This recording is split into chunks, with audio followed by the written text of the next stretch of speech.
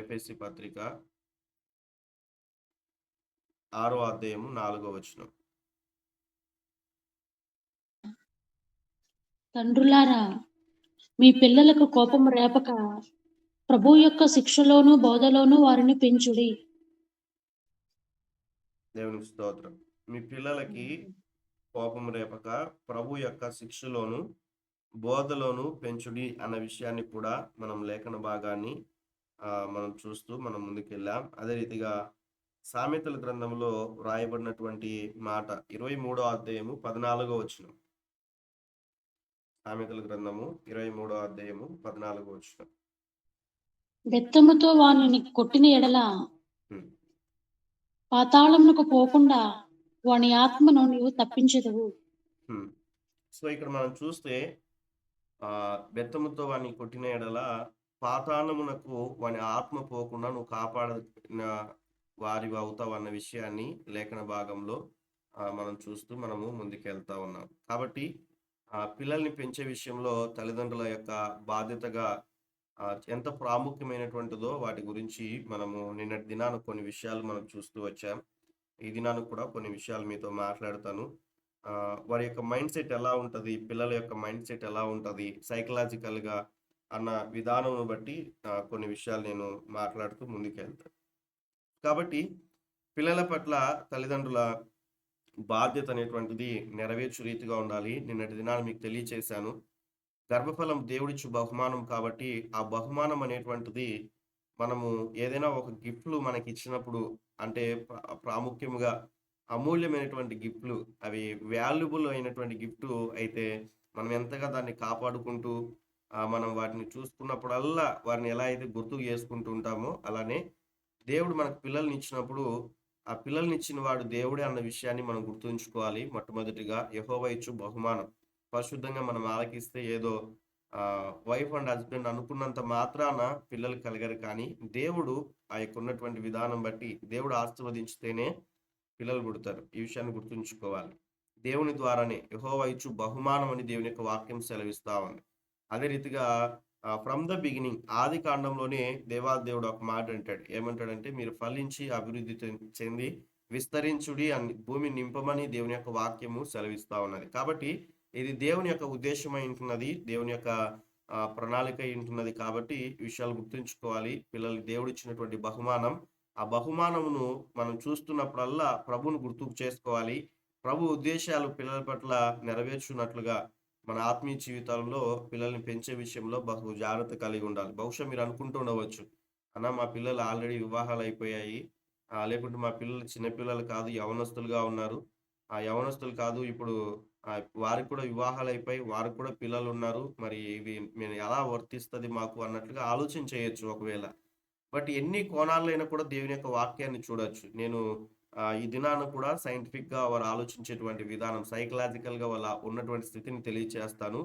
మరొక సెషన్ నేను తీసుకున్నప్పుడు వారిని ఏ రీతిగా వాక్యంలో పెంచాలో మరొక విషయాన్ని తెలియచేస్తాను. అదే రీతిగా ఆ తల్లిదండ్రులుగా వాక్యంలో పెంచడం అంటే ఏంది, వారిని శిక్షించడం అంటే ఏంటి, ఏ విధంగా వారిని శిక్షించాలన్న విషయాన్ని కూడా ఇంకొక సెషన్లో మనం వింటూ మనం ముందుకెళ్దాం. బహుశా యాక్చువల్లీ నేను ఒక రోజులోనే క్లోజ్ చేయాలనుకున్నాను కానీ బట్ పరిశుద్ధాత్మ దేవుని యొక్క నడిపింపుని బట్టి నేను ముందుకు వెళ్తా ఉన్నాను. దేవుడు నేర్పించినట్లుగా మనం ముందుకెళ్దాం. సో నేను దినాలు నేర్చుకున్న విషయాలు జస్ట్ నేను అలా స్లైడ్స్ చూపిస్తూ ముందుకెళ్తాను. ఒకవేళ ఎవరైనా కూడా స్క్రీన్ షాట్ తీసుకోవాలన్నా తర్వాత చదువుకోవాలన్నా కూడా మీరు వాటిని చదువుకోవచ్చని తెలియచేస్తా ఉన్నాను.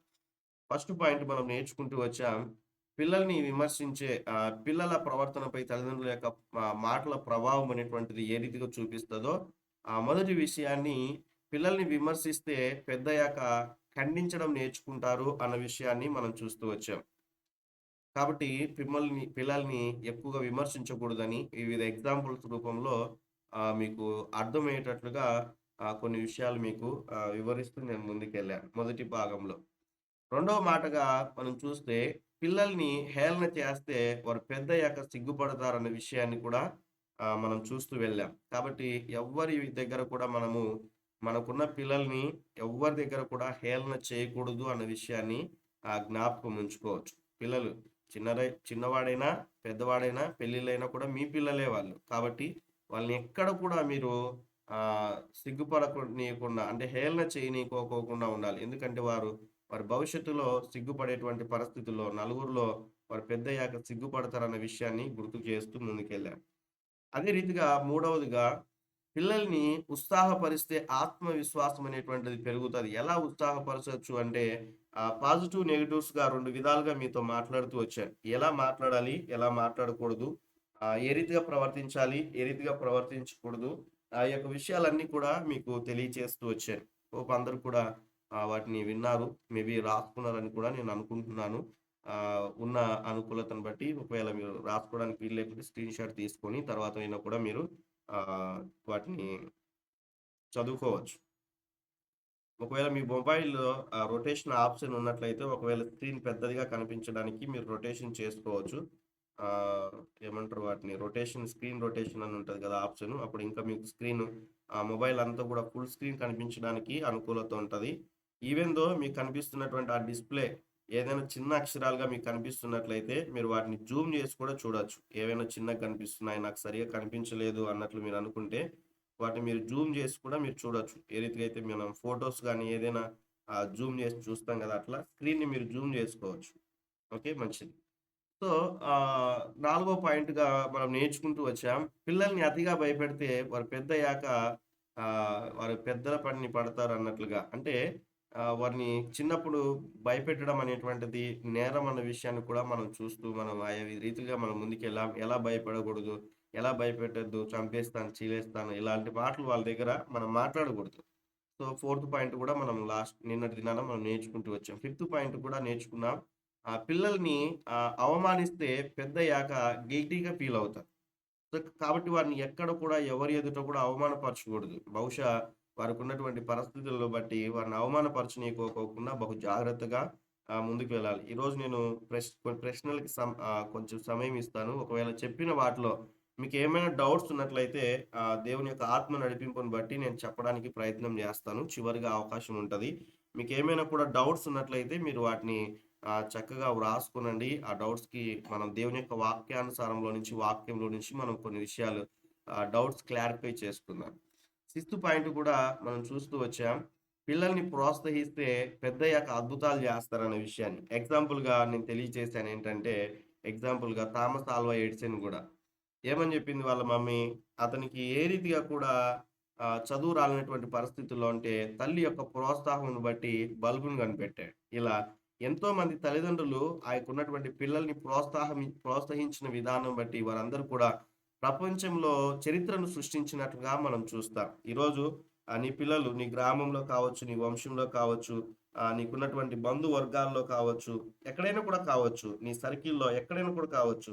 వారు చరిత్రను సృష్టించాలన్నా, లేకుంటే మీకు మంచి పేరు తీసుకురావాలన్నా, లేకుంటే ఆయనకున్నటువంటి గ్రామంలో, మీ సంఘంలో మీరున్న ఆ ప్రదేశాల్లో మంచి పేరు సంపాదించాలంటే, చేయవలసినటువంటి ప్రాముఖ్యమైన విషయం ఏందంటే పిల్లల్ని ప్రోత్సహించాలి. వాళ్ళని ప్రోత్సహించాలి. తక్కువ మార్కులొచ్చినా కూడా వాళ్ళని ప్రోత్సహించి నెక్స్ట్ టైమ్ వస్తాయి అన్నట్లుగా ఎంకరేజ్ చేస్తూ వాళ్ళతో మాట్లాడినప్పుడు, వారు ఇంకా చదవడానికి వారి మైండ్ సెట్‌ను సెట్ చేసుకుంటారు. అలా విషయాలు గుర్తుంచుకోవాలి. నెక్స్ట్ పాయింట్ సెవెంత్ పాయింట్‌లో మనం చూస్తే, స్నేహితులుగా చూస్తే వారు పెద్దయ్యాక అందరిని కూడా ప్రేమించగలుగుతారు. చాలామంది పేరెంట్స్‌ని మనం చూసినప్పుడు కొంతమందిని ఆళ్ళిద్దరూ అక్క చెల్లెల్లాగా ఉంటారు. ఎవరు? తల్లి, అదే రీతిగా బిడ్డ ఇద్దరు కూడా. అంటే తల్లి, కూతురు. అదే రీతిగా నాన్న, కొడుకు. ఇద్దరు కూడా స్నేహితులుగా ఉంటారు. వారి ఏజ్‌ని బట్టి కావచ్చు, లేకుంటే వారున్న ఆ సంతోషమును బట్టి. బహుశా భౌతికంగా వారు అలా కనిపించకపోయినప్పటికీ గూడా, అంతరంగంగా వారి స్వభావం అనేటువంటిది ఒక మంచి స్నేహితులుగా ఉంటారు. నన్ను ఒక మాట చెప్పనివ్వండి ఏంటంటే, ఒకవేళ తల్లిదండ్రులకైనా కొన్ని విషయాలు చెప్పరేమో కానీ, స్నేహితులకు అన్ని విషయాలు గూడా చెప్పుకుంటారు. ఇది కొన్ని విషయాలు నేను యవ్వనస్తులలో కొంతమందికి కౌన్సెలింగ్ ఇచ్చినప్పుడు, యవ్వనస్తుల మధ్యలో నేను మాట్లాడుతున్నటువంటి సమయంలో, వారి నుంచి వచ్చినటువంటి స్పందన, అదే రీతిగా సైంటిఫిక్‌గా గూడా ఫ్రెండ్స్‌కి అందరూ గూడా అన్ని విషయాలు గూడా చెప్తారు. ఈవెన్ దో బయటున్న విషయాలు తల్లిదండ్రులకు చెప్పరేమో గానీ, ఇంట్లో విషయాలు గూడా ఆయనకున్న స్నేహ భావముతో ఉన్నటువంటి వారికి అన్నీ గూడా చెప్తారు. కాబట్టి పిల్లల విషయమై ఎలా ఉండాలంటే తల్లిదండ్రులు మదర్, ఫాదర్‌గా మాత్రమే కాకుండా ఒక స్నేహితులుగా వారితో అన్నీ కూడా వారితో మాట్లాడుతూ ప్రతీది కూడా వారు షేర్ చేసుకునేటట్టుగా వారు చెప్పినప్పుడు మనం వినేటట్లుగా, మనం మాట్లాడినప్పుడు వారు వినేటట్లుగా వారిని చిన్నగా మలుచుకుంటూ రావాలి చిన్నతనం నుంచి. ఆ విషయాలు గుర్తుంచుకోవాలి. ఓకే. ఎయిత్ పాయింట్ మనం చూస్తే, పిల్లల్ని మెచ్చుకుంటే పెద్దయ్యాక అసూయ ఉండదు అన్న విషయాన్ని మనం చూస్తాం. కాబట్టి ఎప్పుడు కూడా పిల్లల్ని మెచ్చుకుంటూ ఉండాలి. వారిని అసూయ పడకూడదు. అదే రీతిగా వాళ్ళని ఇతరులతో పోల్చి వారికి నష్టం కలుగచేసేటువంటి విషయాలను ఎక్కువగా మాట్లాడకూడదన్న విషయాన్ని కూడా నిన్నటి దినాన మనం చూస్తూ వచ్చాం. నైన్త్ పాయింట్ కూడా నేను చూసాం. పిల్లల్ని సున్నితంగా హెచ్చరిస్తే పెద్దయ్యాక తప్పులు దిద్దుకుంటారన్న విషయాన్ని. జస్టు వైఫ్ అండ్ హస్బెండ్‌గా ఉన్నవారు కూడా ఆలోచన చేస్తే, వివాహమైన వారు కావచ్చు, ఒకవేళ యవ్వనస్తులుగా ఉన్నవారు కావచ్చు, ఏదైనా. కుటుంబంలో ఉన్నటువంటి ప్రాముఖ్యంగా స్త్రీలు చూడండి ఒకవేళ మీరు ఏదైనా వంట చేసింటారు. ఆ వంట చేసినప్పుడు దాంట్లో ఏదో ఒక మిస్టేక్ అయింటది. మీ భర్త లేకుంటే మీ కుటుంబస్తులు, మీ తల్లిదండ్రులు ఎలా రియాక్ట్ అవుతారు? కొంతమంది భర్తలు ప్లేట్లు ఇసిరి కొడతారు. అవును గదా! కొంతమంది గట్టిగా అరుస్తారు. "నీకిది గూడా చేత కాదా" అంటారు. భార్యను దుఃఖపరుస్తారు. ఏడిపిస్తారు. ఇలాంటి ఒకవేళ మీ జీవితాలు జరగకపోయినా గూడా ప్రస్తుతం సమాజంలో మీరు చూస్తా ఉండవచ్చు. అవునా? కాదా అండి? మాట్లాడారు. Yes or no? యెస్. అవును కదా! సో, నిన్న గూడా మీకొక ఎగ్జాంపుల్ జెప్పాను. ఏదైనా భర్త ఆఫీస్ నుంచి వచ్చినప్పుడు వెంటనే ఉన్న ప్రాబ్లమ్స్ అన్నీ చెప్పినారనుకోండి, వాళ్ళ మైండ్ అంతా గూడా ఎలా ఉంటదంటే చిరాకుగా వచ్చినప్పుడు అవన్నీ గూడా చెప్పినప్పుడు ఇంకా చిరాకు పడి కోపగించుకోవడానికి అవకాశం ఉంటదని నిన్న ఒక ఎగ్జాంపుల్ జెప్పాను. అలా కాకుండా నెమ్మదిగా, సంతోషంగా ఉన్నటువంటి ఆ యొక్క సమయంలో చెప్పినప్పుడు, ఆ యొప్పున్న ప్రాబ్లమ్స్ అన్నిటికి కూడా సొల్యూషన్ దొరుకుతదన్న విషయాన్ని కూడా మీకు తెలియచేశాను. కాబట్టి కుటుంబ జీవితంలో ప్రతి విషయంలో కూడా జ్ఞానము కలిగి నడుచుకోవడం అనేటువంటిది చాలా ప్రాముఖ్యమైనటువంటిదిగా మీకు తెలియచేస్తూ వచ్చాను. కాబట్టి పేరెంట్స్ ఈ విషయంలో జాగ్రత్తగా వ్యవహరించాలి.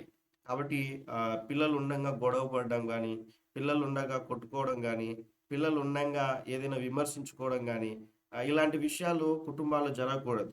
అలాంటి విషయాల్లో చాలా జాగ్రత్త కలిగి ఉండాలి. చాలా జాగ్రత్త కలిగి ఉండాలి. పేరెంట్స్‌గా ఉన్నవారు కావచ్చు, ఆ యొక్క పిల్లల విషయంలో ఇలాంటి విషయాలు చాలా జాగ్రత్తగా ఉండాలి. ఎందుకంటే నిన్న చెప్పాను ఒక మాట.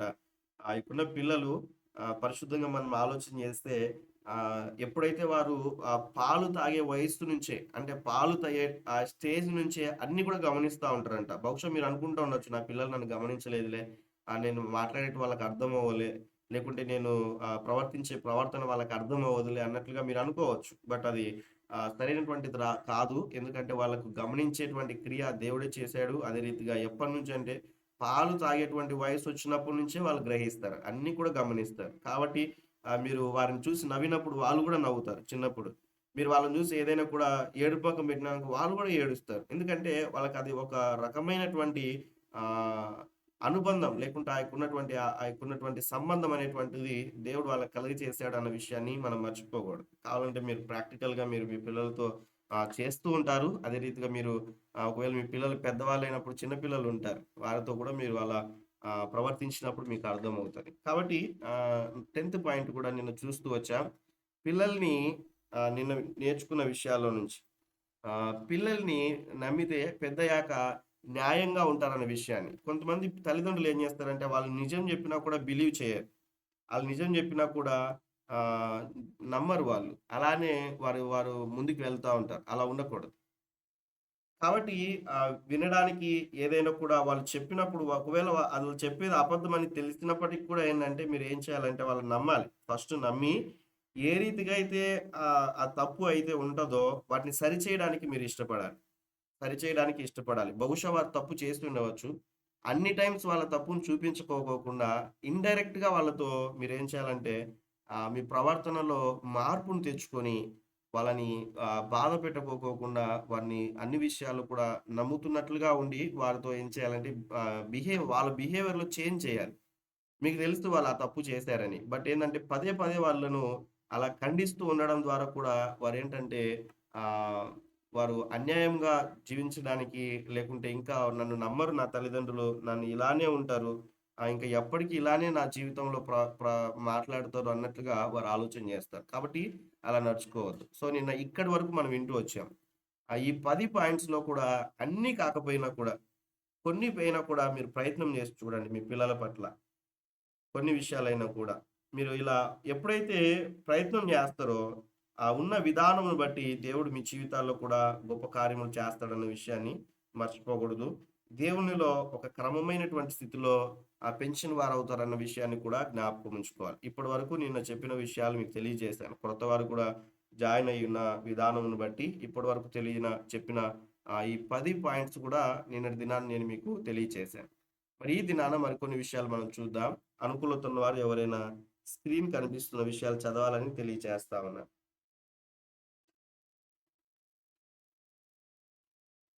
చదవండి ఎవరైనా ఒకరు. తల్లిదండ్రులకు సెన్సార్ ఉండాలి. హ్మ్.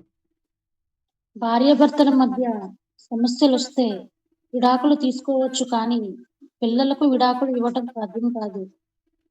కాబట్టి పిల్లలతో సమస్యలు రాకుండా ఉండాలంటే తప్పనిసరిగా ఒక ఒప్పందం కుదుర్చుకోవాలి.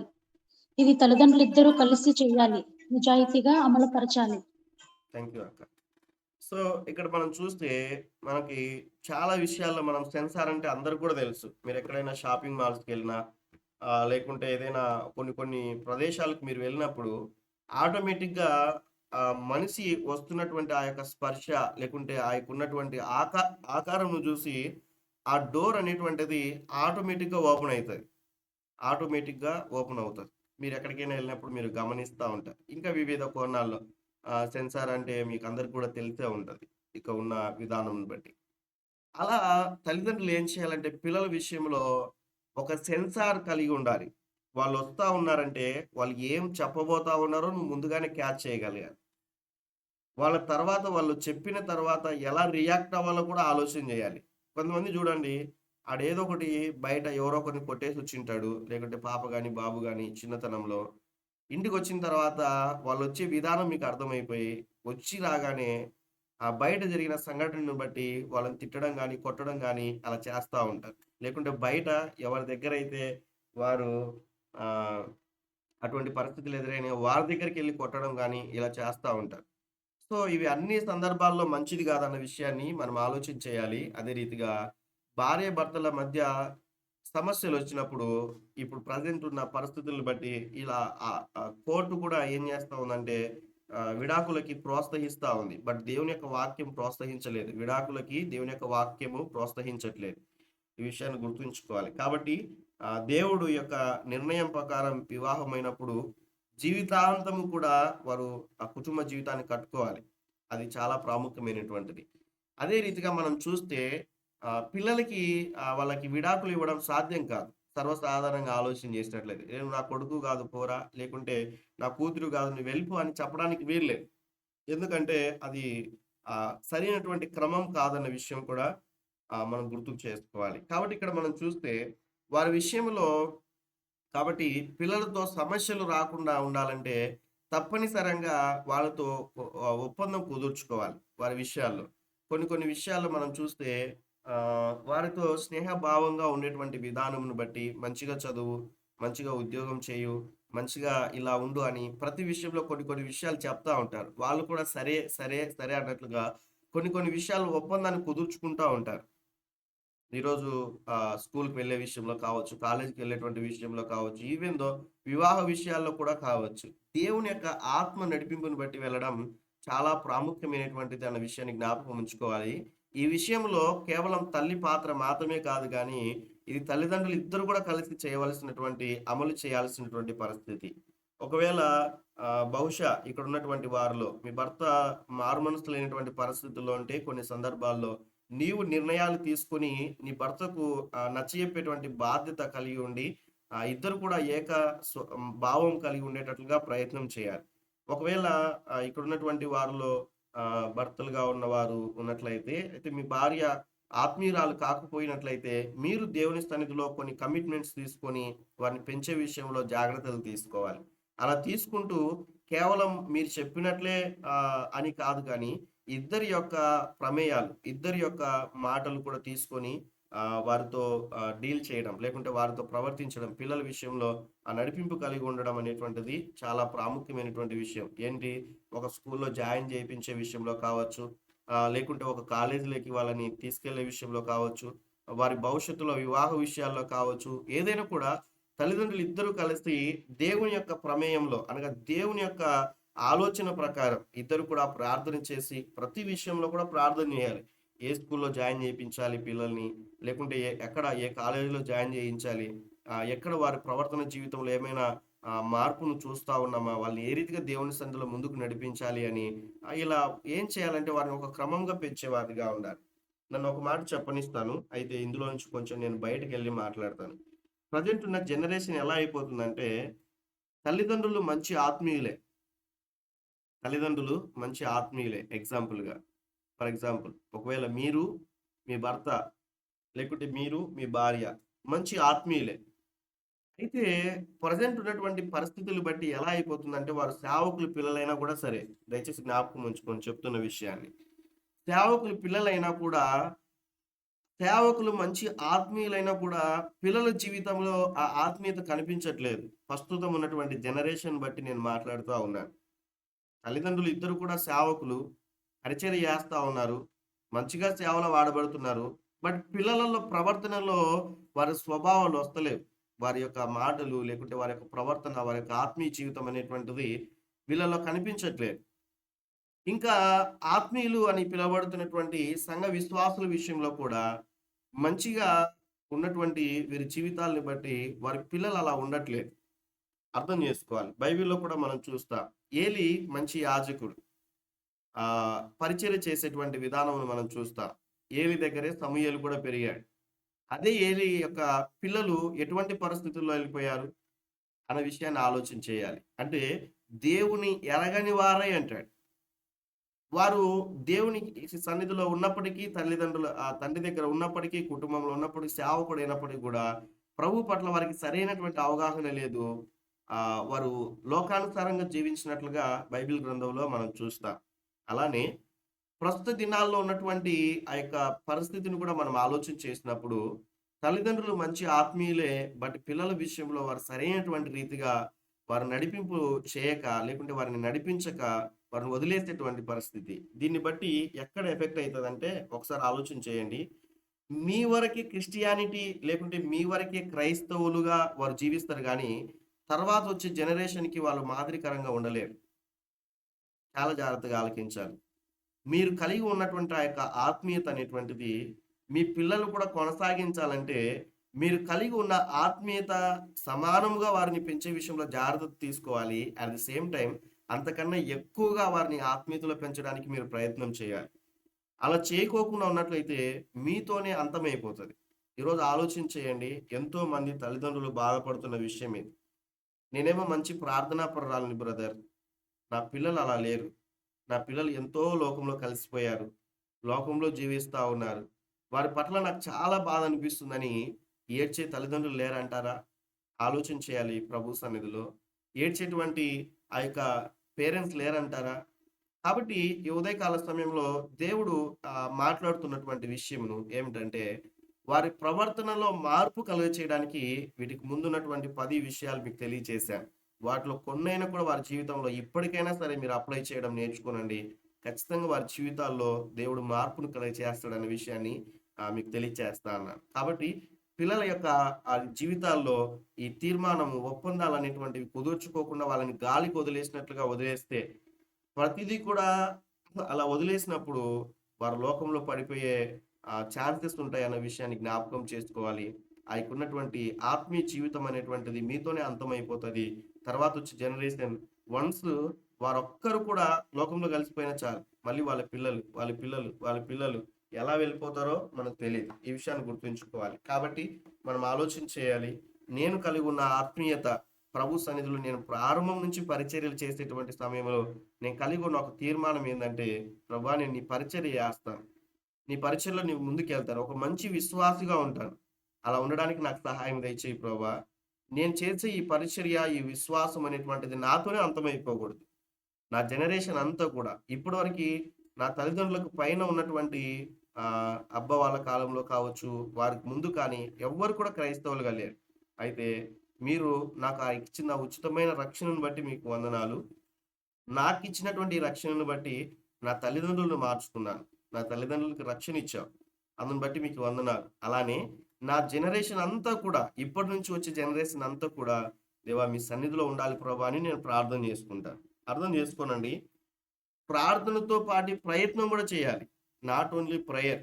ప్రేయర్ ఒక్కటే కాదు. ప్రార్థన చేస్తా ఉన్నానులే ఇంకా మరి ఏదో ఒక రోజు మారుతారులే అని కాదు. ప్రయత్నం చేయాలి. నేటి దినాల్లో ఆలోచన చేయండి. చాలామంది వారు చేస్తున్నటువంటి క్రియ ఏంటంటే, సందర్భం వచ్చింది కాబట్టి మీతో మాట్లాడుతున్నా. టాపిక్ డైవర్ట్ అవ్వట్లేదు కానీ, బట్ మీకు గుర్తుకు చేస్తా ఉన్నాను. చూడండి, సంఘాల్లో మనం చూస్తే ఎక్కువగా స్త్రీలే ఉంటారు. అవునా కాదా అండి? సమాధానం చెప్పండి. అవునా కాదా? Praise the lord. వినిపిస్తున్నాయా నా మాటలు? వినిపిస్తున్నాయి బ్రదర్. దేవునికి స్తోత్రాలు చెల్లించండి అలా హల్లెలూయా అని.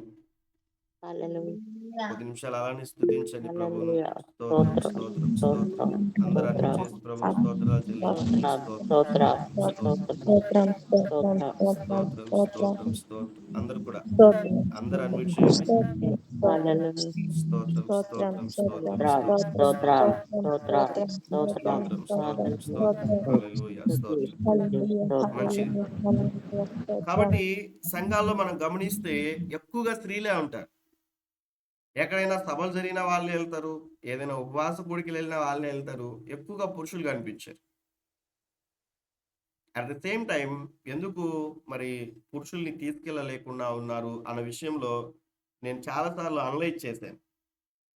అనలైజ్ చేసి చెప్తున్న విషయం ఏంటంటే, ఆలోచించిన విషయం ఏంటంటే, ఎందుకు పురుషులు దేవుని యొక్క సన్నిధికి రావడానికి ఇష్టపడట్లేరు? ఎందుకు అంటే, కుటుంబంలో ఈ యొక్క ఉన్నటువంటి దేవుని యొక్క మందిరానికి వస్తున్నటువంటి వారి ప్రవర్తన సరైనటువంటి రీతిగా లేకపోవడం మొట్టమొదటిగా. ఇదే బలమైన కారణం అని కూడా నేను చెప్పొచ్చు. ఎందుకు వారు దేవుని సన్నిధికి రాలేరు అంటే, ఇంట్లో స్త్రీలు చేస్తున్నటువంటి ఆ ప్రవర్తన జీవితాన్ని బట్టి చాలా మంది నేను గమనించాను. మందిరానికి వెళ్తారు బైబిల్ పట్టుకొని మంచిగా.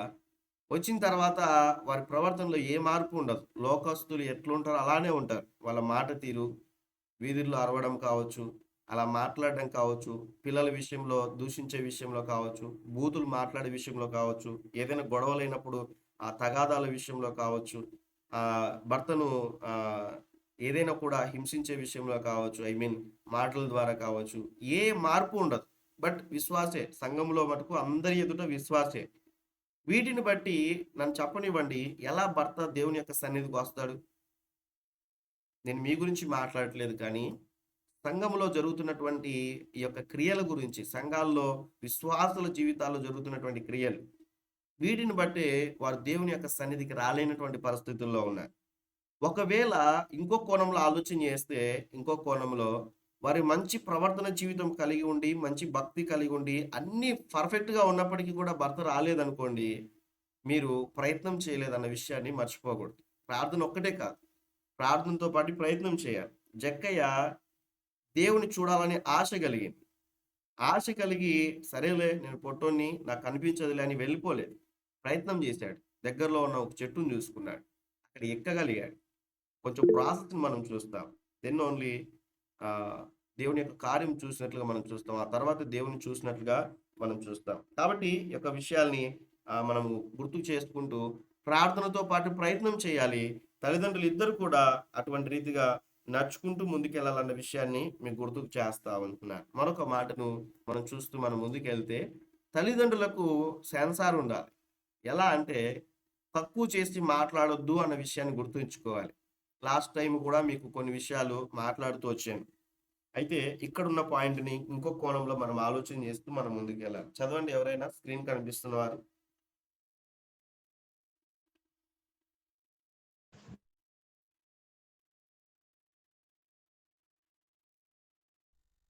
ఎవరైనా చదవచ్చు.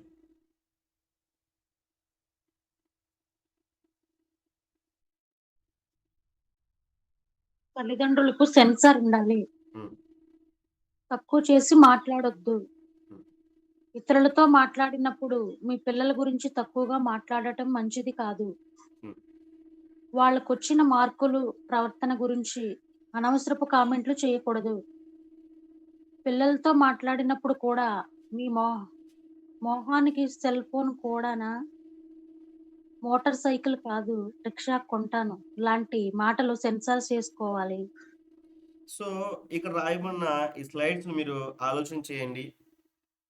ఇతర పిల్లలతో ఇతరులతో మాట్లాడినప్పుడు మీ పిల్లల గురించి తక్కువ చేసి మాట్లాడకూడదు. ఎవరైనా బంధువులొచ్చినప్పుడు కావచ్చు, లేకుంటే సేవకులు ఇంటికొచ్చినప్పుడో, విశ్వాసులు ఇంటికొచ్చినప్పుడో నిన్న చెప్పినా కదండీ కొన్ని విషయాలు. మా పెద్దమ్మాయి చదువుతదండి. చిన్నమ్మాయి చదవదండి. మా చిన్నమ్మాయి చదువుతదండి. ఈ పెద్దోడు చదవడండి. వీరి గురించి నాకేం బాధ లేదండి. ఇదిగో పలానోడి గురించే నాకు బాధ అని వాళ్ళ ముందర మీరెప్పుడైతే ఇవన్నీ కూడా మాట్లాడతారో, అవన్నీ కూడా వాళ్ళ హృదయంలో పాతుకుపోతాయి అవన్నీ కూడా. ఏ పర్సన్ ఎదుట వాళ్ళ దగ్గర వారి గురించి చెప్తావో ఆ పర్సన్స్ యొక్క వాల్యూ అనేటువంటిది వారి జీవితాల్లో ఇవ్వరింక. వాళ్ళు కనిపించినా కూడా మాట్లాడడానికి ఇష్టపడరు. వాళ్ళేదైనా కూడా మాట్లాడినా కూడా సరిగ్గా సమాధానం చెప్పరు. ఇలా వారిలో ఒక తెలియని భావన అనేటువంటిది వారి హృదయంలోనికి వెళ్ళిపోతది. ఈ విషయాన్ని గుర్తుంచుకోవాలి. అందుకే వాళ్ళకొచ్చినటువంటి మార్క్స్ కావచ్చు, లేకుంటే వాళ్ళ ప్రవర్తన గురించి అనవసరంగా వాళ్ళతో కామెంట్లు చేసి వాళ్ళని తక్కువ చేయకూడదు. వాళ్ళని బాధ పెట్టకూడదు పిల్లల్ని. ఈ విషయాన్ని జ్ఞాపకం ఉంచుకోవాలి. తల్లిదండ్రులుగా ఎంత జాగ్రత్తగా ఉండాలో, ఎంత సెన్సార్‌గా కలిగి జీవించాలో అన్న విషయాన్ని మనం ఇక్కడ చూస్తా ముందుకెళ్తా ఉన్నాం. కాబట్టి పిల్లలతో మాట్లాడినప్పుడు నీకింత ఫీజు కడుతున్నాను, ఇంత ఫీజు కడుతున్నాను, నీ మొఖానికి ఇంతేనా నువ్వు చదివేది? ఇంత డబ్బులు కడుతున్నాను ఫీజు, స్కూల్ బస్సుకి, ఆ తర్వాత ఇక యూనిఫార్మ్స్‌కి, నీ ఫుడ్‌కి ఇంత ఖర్చయితుందని పిల్లల ఎదుట ఇలాంటి విషయాలు మాట్లాడకూడదు. ఇలాంటి విషయాలు మాట్లాడకూడదు. ఎందుకు ఈ మాట చెప్తున్నానంటే, వాళ్ళేం అడగలేదు నిన్ను. ఇట్లా చిన్నప్పటి నుంచి అడగలేదు. హై స్కూల్‌లో చదివిపించమని. నీకున్న ఆలోచన బట్టే వాళ్ళని జాయిన్ చేయించావు. వారికున్న ఆలోచనను గుర్తుకు లేకోకోకుండా వాళ్ళని ఉన్నతమైన ఇప్పుడు చూడండి జస్ట్ అర్థం చేసుకోవడానికి మీకు తెలియచేస్తా ఉన్నాను. ఆళ్ళ మనస్తత్వం అనేటువంటిది చిన్నప్పటి నుంచి ఒకలాగా ఉంటది. ఎప్పుడు 10థ్ క్లాస్ వరకి వాళ్ళు చదువుకున్నప్పుడు అని. ఇంటర్మీడియేట్‌లో ఏమో శ్రీ చైతన్య కాలేజు ఇలాంటి పెద్ద పెద్ద క్యాడర్ కలిగినటువంటి కాలేజెస్‌లో వేస్తారు. వారు ఇప్పటి వరకు చదివిన ఆ చదువుకు, ఆ ఎన్విరాన్మెంట్‌కి వాళ్ళు అలవాటు పడిన వారు, ఆ పెద్ద కాలేజెస్‌కెళ్ళిన తర్వాత అక్కడ చేసే టార్చరు, వాళ్ళు చెప్పే ఆ చదువు వాళ్ళకెక్కక, వాళ్ళ బుర్రకెక్కక, వాళ్ళు సరైనటువంటి రీతిగా ముందుకెళ్ళలేక తక్కువ మార్క్స్ తెచ్చుకొని సూసైడ్ చేసుకునేటువంటి పరిస్థితి కూడా మనం ఎక్కువగా చూస్తా ఉంటాం ఇలాంటి విషయాల్లో. కాబట్టి వీటన్నిటి విషయాల్లో కూడా వాళ్ళ మైండ్‌సెట్ ఎలా ఉంది? వాళ్ళ ప్రవర్తన ఎలా ఉంది? వాళ్ళు చదవగలరా లేదా? అని ప్రతీది కూడా సెన్సార్ కలిగి వాళ్ళకి ఇచ్చేటువంటి టాస్క్ అనేటువంటిది జాగ్రత్తగా ఇవ్వాలి.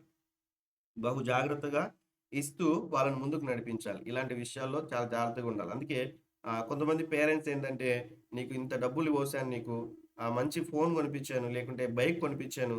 ఇవన్నీ కూడా నీకు అవసరం లేదు. నువ్వు చేసే ఈ యొక్క ప్రవర్తనకి, నువ్వు ఇచ్చే ఈ మార్క్స్‌కి, నువ్వు తెచ్చిన ఈ మాటలకి నీకు ఇవన్నీ అవసరమే లేదు నీకు. ఫోన్ గూడా అవసరం లేదు, బైక్ గూడా అవసరం లేదు. నీకు రిక్షా కొంటానులేండి." ఇలాంటి విషయాలు మనం ఎప్పుడు కూడా వాళ్ళ దగ్గర మాట్లాడకూడదు. కాబట్టి ఇలాంటి విషయాల్లో వారి యొక్క ప్రవర్తనలో వాళ్ళని బట్టి మనము కొన్ని కోణాల్లో దేవుడిచ్చినటువంటి జ్ఞానమును బట్టి మరి నడుచుకునే రీతిగా ఉండాలి. కాబట్టి రోజు కూడా మీరు ప్రార్థన చేసుకోవాలి. ప్రభా! నా పిల్లల్ని పెంచడానికి కావాల్సిన జ్ఞానం దయచేయి ప్రభా! నా పిల్లల్ని పెంచడానికి కావాల్సినటువంటి మీ కృప దయచేయి ప్రభా!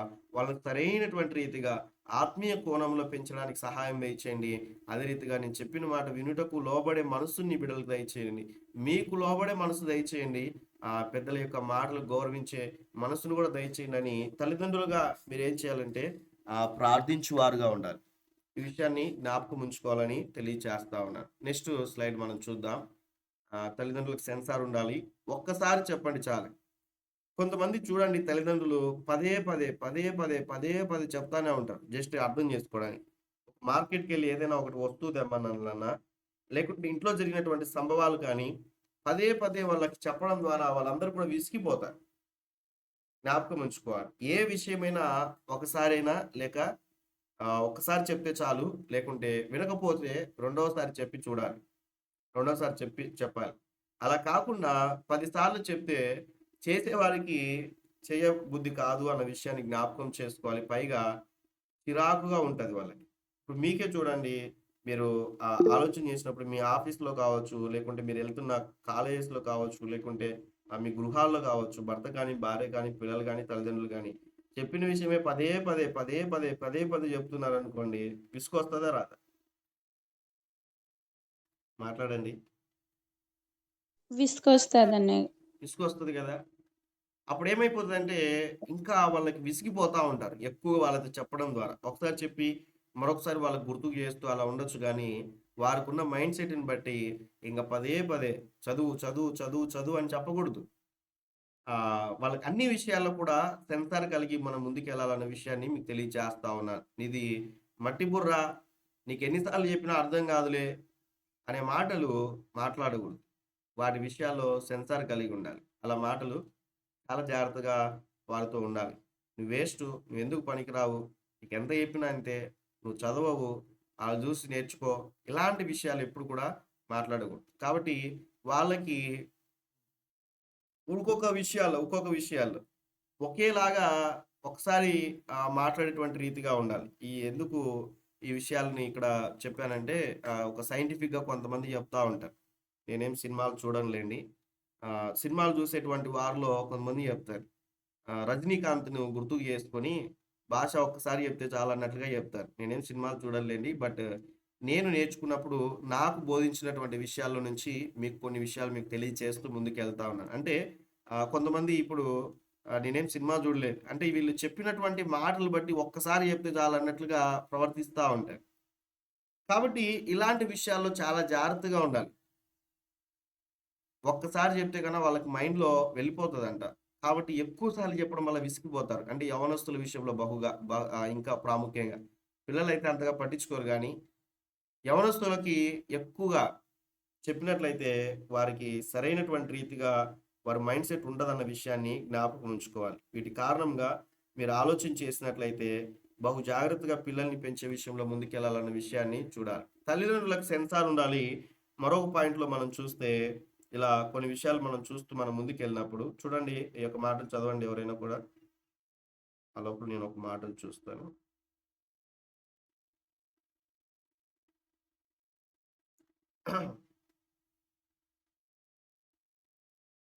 ఓకే. నేను ఒక మాటను చెప్పి నేను తర్వాత చదివిస్తాను. ఏంటంటే ఆహ్, మీరు పుట్టిన పిల్లల నుంచి ఫిఫ్త్ క్లాస్ వరకి వాళ్ళని ఎలా చూసుకోవాలంటే జస్ట్ అర్థం చేసుకోవడానికి పుట్టిన పిల్లలప్పటి నుంచి అదే రీతిగా ఫిఫ్త్ క్లాస్ వరకి ఎలా చూసుకోవాలంటే ఒక రాజులాగా పిల్లల విషయంలో, మగపిల్లల విషయంలో, ఆడపిల్లల విషయంలో అయితే ఒక రాణిలాగా మీరు వాళ్ళని చూసుకోవాలి. ఇప్పుడు చెప్పండి రాజుకు ఏమైనా అవసరం ఉన్నదనుకో, "రేయ్! నీళ్ళంటే" ఏం చేస్తారు వాళ్ళు? పరిగెత్తుకుంటూ వస్తారు. భోజనం విషయంలో కావచ్చు, రాజు ఒక చోటికి వచ్చినాడనుకోండి, అన్నీ కూడా వాళ్ళకి సమకూరుస్తారు. అవునా కాదా? మాట్లాడండి. అవును. అన్నీ కూడా సమకూరుస్తారు. ఒకవేళ ఒక అర్థం చేసుకోవడానికి ఒక సీఎం ఒక ప్రాంతానికి వస్తా ఉన్నాడంటే, ఇప్పుడు చూడండి రోడ్లన్నీ ఎంత క్లీన్ చేస్తారు కదా! ఆ మార్గాన్ని సరిజేస్తారు. ఎంతోమంది పోలీసులుంటారు. అక్కడ ఆ ప్రాంతంలో ఎటువంటి బ్రేక్స్ లేకోకోకుండా, ఎక్కడ కూడా ట్రాఫిక్ లేకోకుండా క్లియర్ జేస్తారు ముందుగానే. ఆళ్ళెక్కడికెళ్ళాలో, ఏ సమయానికెళ్ళాలో, ఏ ఏ ఏం తినాలో అన్నీ కూడా షెడ్యూల్ ముందుగానే ప్రిపేర్ జేస్తారు. అవునా కాదా అండి?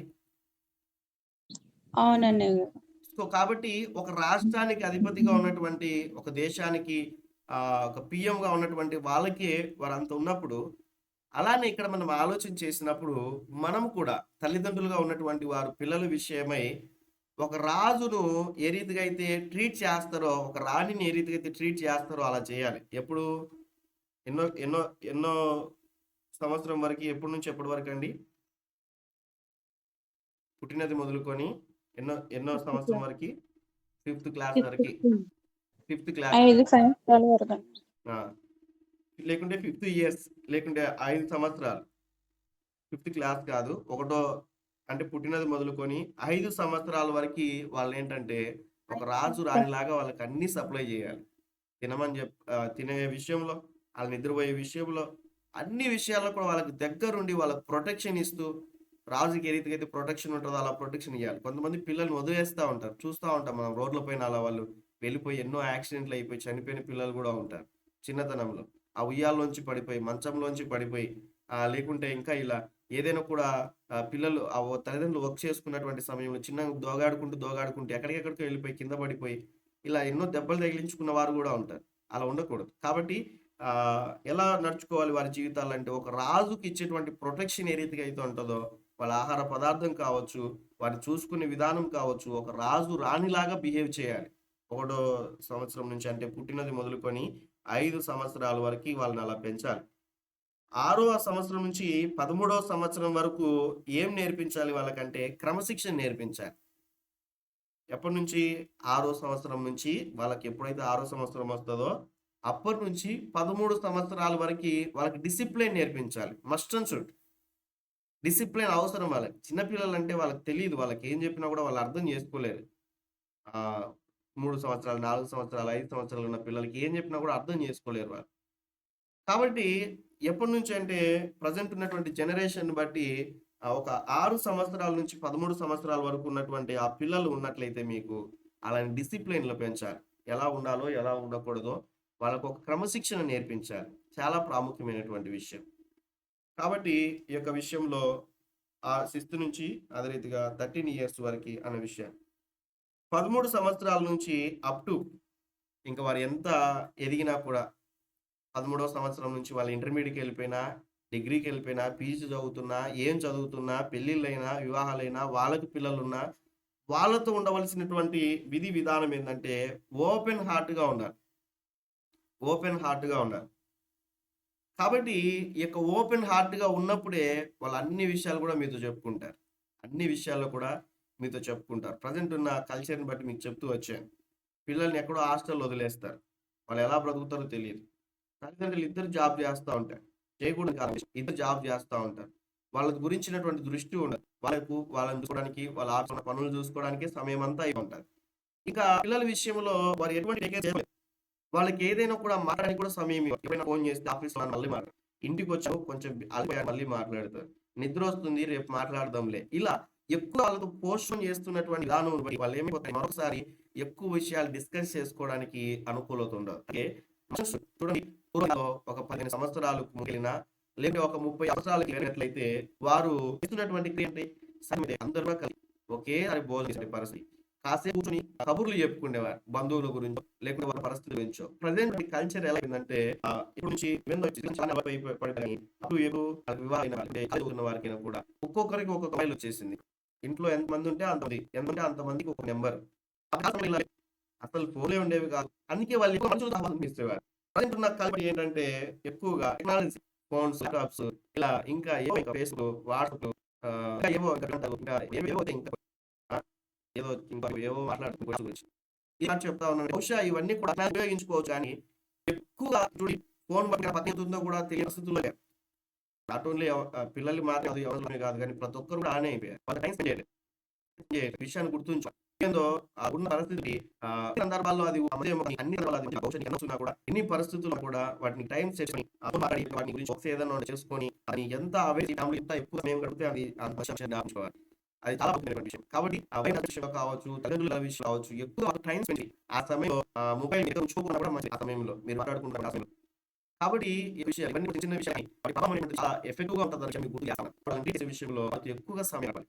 ఇప్పుడు చూడండి మనం ఆలోచిస్తే తల్లిదండ్రులు ఉన్నటువంటి వాళ్ళ వైఫ్ అండ్ హస్బెండ్ ఇప్పుడు మనం ఆలోచన చేసి కొత్త వివాహం అయిందని. కొత్త వివాహం అయిన తర్వాత వారికున్న బిజీని బట్టి ఏవండీ నేను వివాహం అయింది గానీ నాకున్న వర్క్‌ని బట్టి నేను మీతో టైమ్ స్పెండ్ చేయలేకున్నాను అని అయితే ఆయన భర్త సంతోషిస్తాడా? లేకుంటే భార్య సంతోషిస్తదా? అలాంటి విషయాల్లో అలానే పిల్లల విషయంలో వారు టైమ్ చేయకుంటే వారి జీవితాల్లో మీరు సంతోషాన్ని ఇవ్వలేరు. ఆ పిల్లల విషయంలో టైమ్ స్పెండ్ చేసి వాళ్ళకి ఇష్టమో ఇవన్నీ కూడా లైఫ్‌లో వస్తాయి. వాటిని మీరు ముందుకెళ్ళాలి. కాబట్టి ఈ యొక్క మనం చదివే ఉన్న విధానం బట్టి వాళ్ళకేందంటే బంధువులను పరిచయం చేయాలి. చూడండి కొంతమంది పిల్లలకి ఎవరో కూడా తెలీదు. వాళ్ళు ఏమవుతారో కూడా తెలీదు. కాబట్టి ఎందుకంటే వాళ్ళకి బంధువుల గురించి చెప్పారు. అదే ఒకప్పుడైతే వాళ్ళు చెప్పేటువంటి వారు. మా తండ్రి పేరు ఇది, మా అబ్బ పేరు ఇది, మా వాళ్ళు ఇలా ఉండేవాళ్ళు, పలానా గ్రామంలో ఉండేవారు, ఈ వృత్తి చేసేవాళ్ళు. ఇవన్నీ కూడా మాట్లాడుకోవడానికి టైం ఉండేది. ప్రెజెంట్ ఉన్నటువంటి పేరెంట్స్ ఉన్న బిజీ షెడ్యూల్ బట్టి, అదే రీతిగా పిల్లల యొక్క ఉన్న ఆ యొక్క పరిస్థితులను బట్టి ఎక్కువగా వారితో మాట్లాడే పరిస్థితి లేదు. పూర్తిగా వ్యాపారాలు, అదే రీతిగా ధోరణిలో సాగుతున్న ఈనాటి సమాజంలో ఇంకా కొద్దో గొప్పో బంధుత్వాలు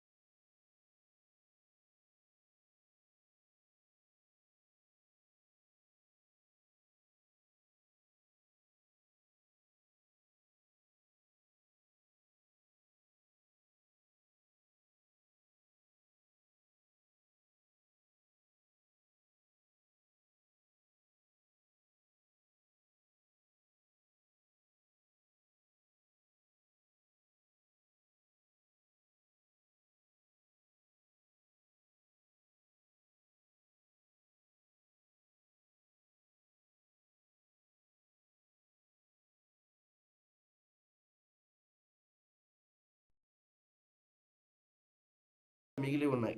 కొంతవరకైనా కూడా. ఏదో వివాహ సమయాల్లో కూడా కలుసుకుంటా ఉన్నారు. కాబట్టి ఈ విషయాలు గుర్తుంచుకోవాలి. కాబట్టి మీ పిల్లలకి బంధువుల్ని పరిచయం చేయండి. వారి గురించి చులకనగా మాట్లాడకండి. అర్థం చేసుకోవడానికి మీకు తెలియజేస్తా ఉన్నా. మీ ఇరుగు పొరుగు వారే కావచ్చు, మీ చిన్నాన్న పెదనాన్న పిల్లలే కావచ్చు, లేకుంటే పెదనాన్న గురించో కావచ్చు, ఎవ్వరి గురించైనా కూడా మీరు వారికి పరిచయం చేసినప్పుడు వాళ్ళ నెగెటివ్స్ చెప్పకండి పిల్లలకి. వాళ్ళ నెగెటివ్స్ చెప్పకండి. బహుశా కొన్ని విషయాలు మంచిదేమో కానీ, ఎక్కువ వాళ్ళని అలా నెగెటివ్స్ చెప్పిన విధానం బట్టి వారు కలుసుకోవడానికి ఉపయోగపడరు. వారు ముందుకు రారు. ఎందుకంటే ఆల్రెడీ మీరు చెప్పారు.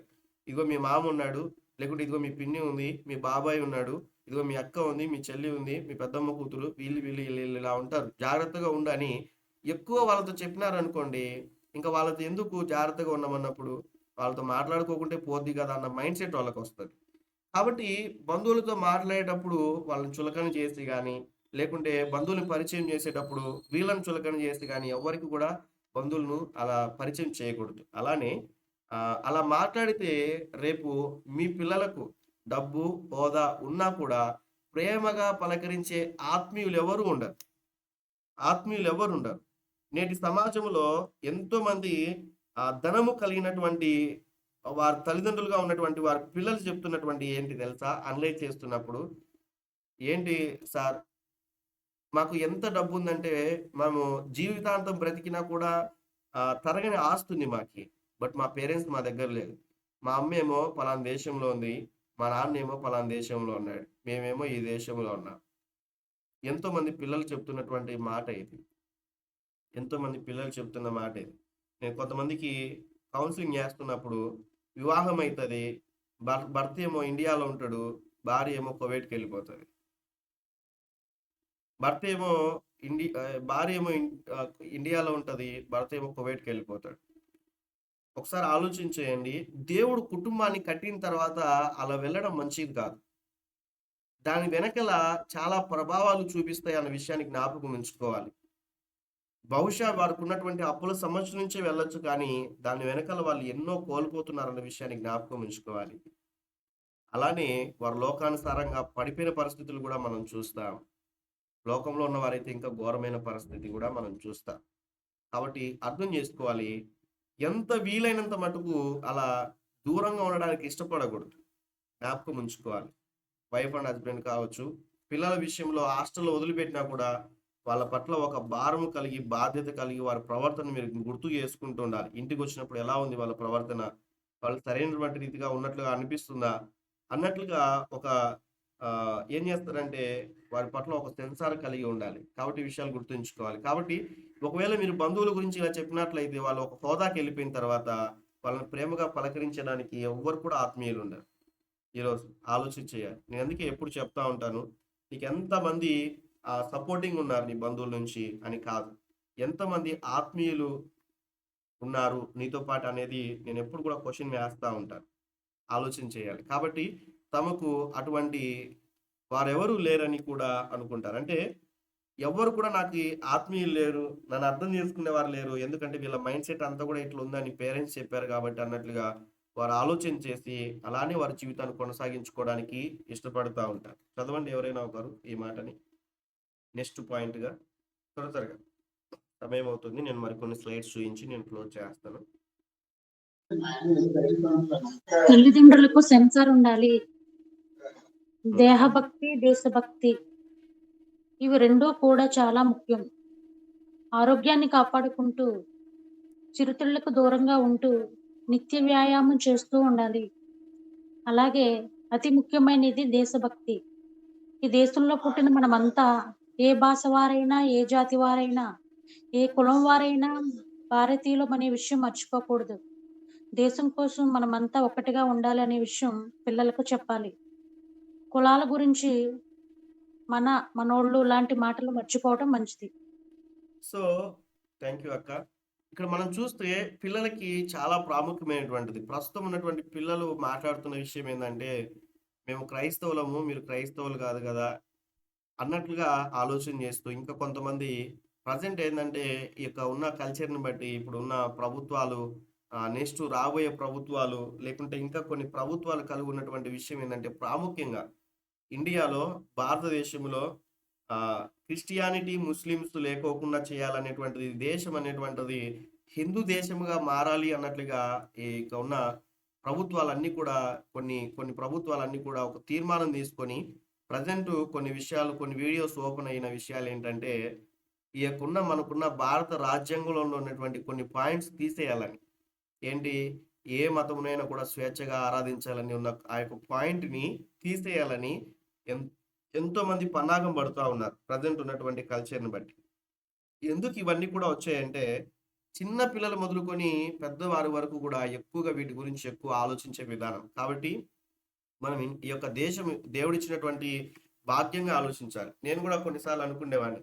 నేను ఎందుకు భారతదేశంలో పుట్టాను? ఒకవేళ అమెరికాలో పుట్టింటే బాగుండు గదా! నా లైఫ్ కూడా బాగుండేదేమో! ఇంకా నేను ఉన్నత సంపన్నమైనటువంటి దేశం గదా అది. ఒకవేళ ఇజ్రాయెల్ కంట్రీలో పుట్టింటే నేను ఎలా ఉండేవాడిని? అక్కడ ఉన్నటువంటి వారందరూ కూడా యుద్ధ అభ్యాసం కలిగిన వారు కదా! మంచిగా వాళ్ళు టెక్నాలజీని యూజ్ చేస్తా ఉన్నారు. ఇవన్నీ కూడా ఆలోచన చేసేవాడిని. ఎప్పుడు ప్రారంభంలో రక్షింపబడిన ప్రారంభ దినాల్లో. బట్ దేవుని యొక్క వాక్యాన్ని అర్థం చేసుకున్నప్పుడు, దేవుడు ఒక ఉద్దేశమును బట్టి దేవుని ప్రణాళిక ప్రకారం ఏ ఏ దేశంలో పుట్టాలో, ఏ తల్లిదండ్రులకు పుట్టాలో అవన్నీ కూడా దేవుడు ప్రణాళిక వేసాడు. కాబట్టి కొంతమంది అనుకుంటా ఉంటారు. ఎందుకు నేను ఈ పేద కుటుంబంలో పుట్టాను? ఎందుకు ఈ ధనవంతులుగా ఉన్నాను? ఎందుకు నా మిడిల్ క్లాస్ ఫ్యామిలీలో నేను పుట్టాను? అన్నట్లు అనుకుంటా ఉంటారు. ఇదంతా కూడా ఏదైనప్పటికి కూడా దేవుని యొక్క ప్రణాళిక ప్రకారం మనం ఈ భూమి మీదకి వచ్చామన్న సంగతిని మనం మర్చిపోకూడదు. అలానే మనమందరం కూడా దేశభక్తి విషయంలో అదే రీతిగా మతాలన్నీ కూడా ఏ భాష మాట్లాడేటువంటి అందరినీ కూడా సమానంగా చూసేటువంటి వారంగా ఉండాలి. సమానంగా చూసేటువంటి వారంగా ఉండాలి. తామర పువ్వు మీకు అందరికి కూడా తెలుసు. తామర పువ్వు మంచి నీళ్ళల్లో ఉంటది కదా అది. Praise the lord. హల్లెలూయా. ఎక్కడ ఉంటది తామర పుష్పము? తామర చెట్టు ఉంటది. మురికి గుంటలో ఉంటది. అయినప్పటికీ కూడా తను కాపాడుకుంటూ ఉంటాయి. అలానే మనం చుట్టూ ఉన్నటువంటి వారిలో ఎంతమందిలో మనం ఉన్నా కూడా మనల్ని మనం కాపాడుకుంటూ మన ఆత్మీయ జీవితాన్ని కొనసాగించుకుంటూ ఉండాలి. కాబట్టి దేశం కోసం మనమంతా ఒక్కటిగా ఉండేటట్లుగా చేయాలి. అదే రీతిగా పిల్లలు కూడా అది నేర్పించాలి. అది నేర్పించాలి. ప్రస్తుత దినాల్లో మనం చూస్తే స్కూల్స్‌లో కావచ్చు, వీటన్నిటిలో కూడా క్రైస్తవులు పిల్లలే మాట్లాడుకుంటారు. మిగతా వాళ్ళతో మాట్లాడుకోరు. ఇంకెప్పుడు వాళ్ళకి సువార్త ఎళ్తది? ఎప్పుడు వాళ్ళకి సువార్త ఎళ్తది? ఎప్పుడు వాళ్ళు రక్షింపబడతారు? వాళ్ళకి చిన్నప్పటి నుంచే తెలుస్తది వాళ్ళకి. మీరు క్రిస్టియన్స్, మేము హిందూస్. మా ఇంటికి మీ వాళ్ళని రానియ్యరు. మీరు మా ఇంటికి రాకూడదు. ఇలాంటి విషయాలన్నీ చిన్న పిల్లల నుంచే వస్తా ఉన్నాయి. ఎందుకు?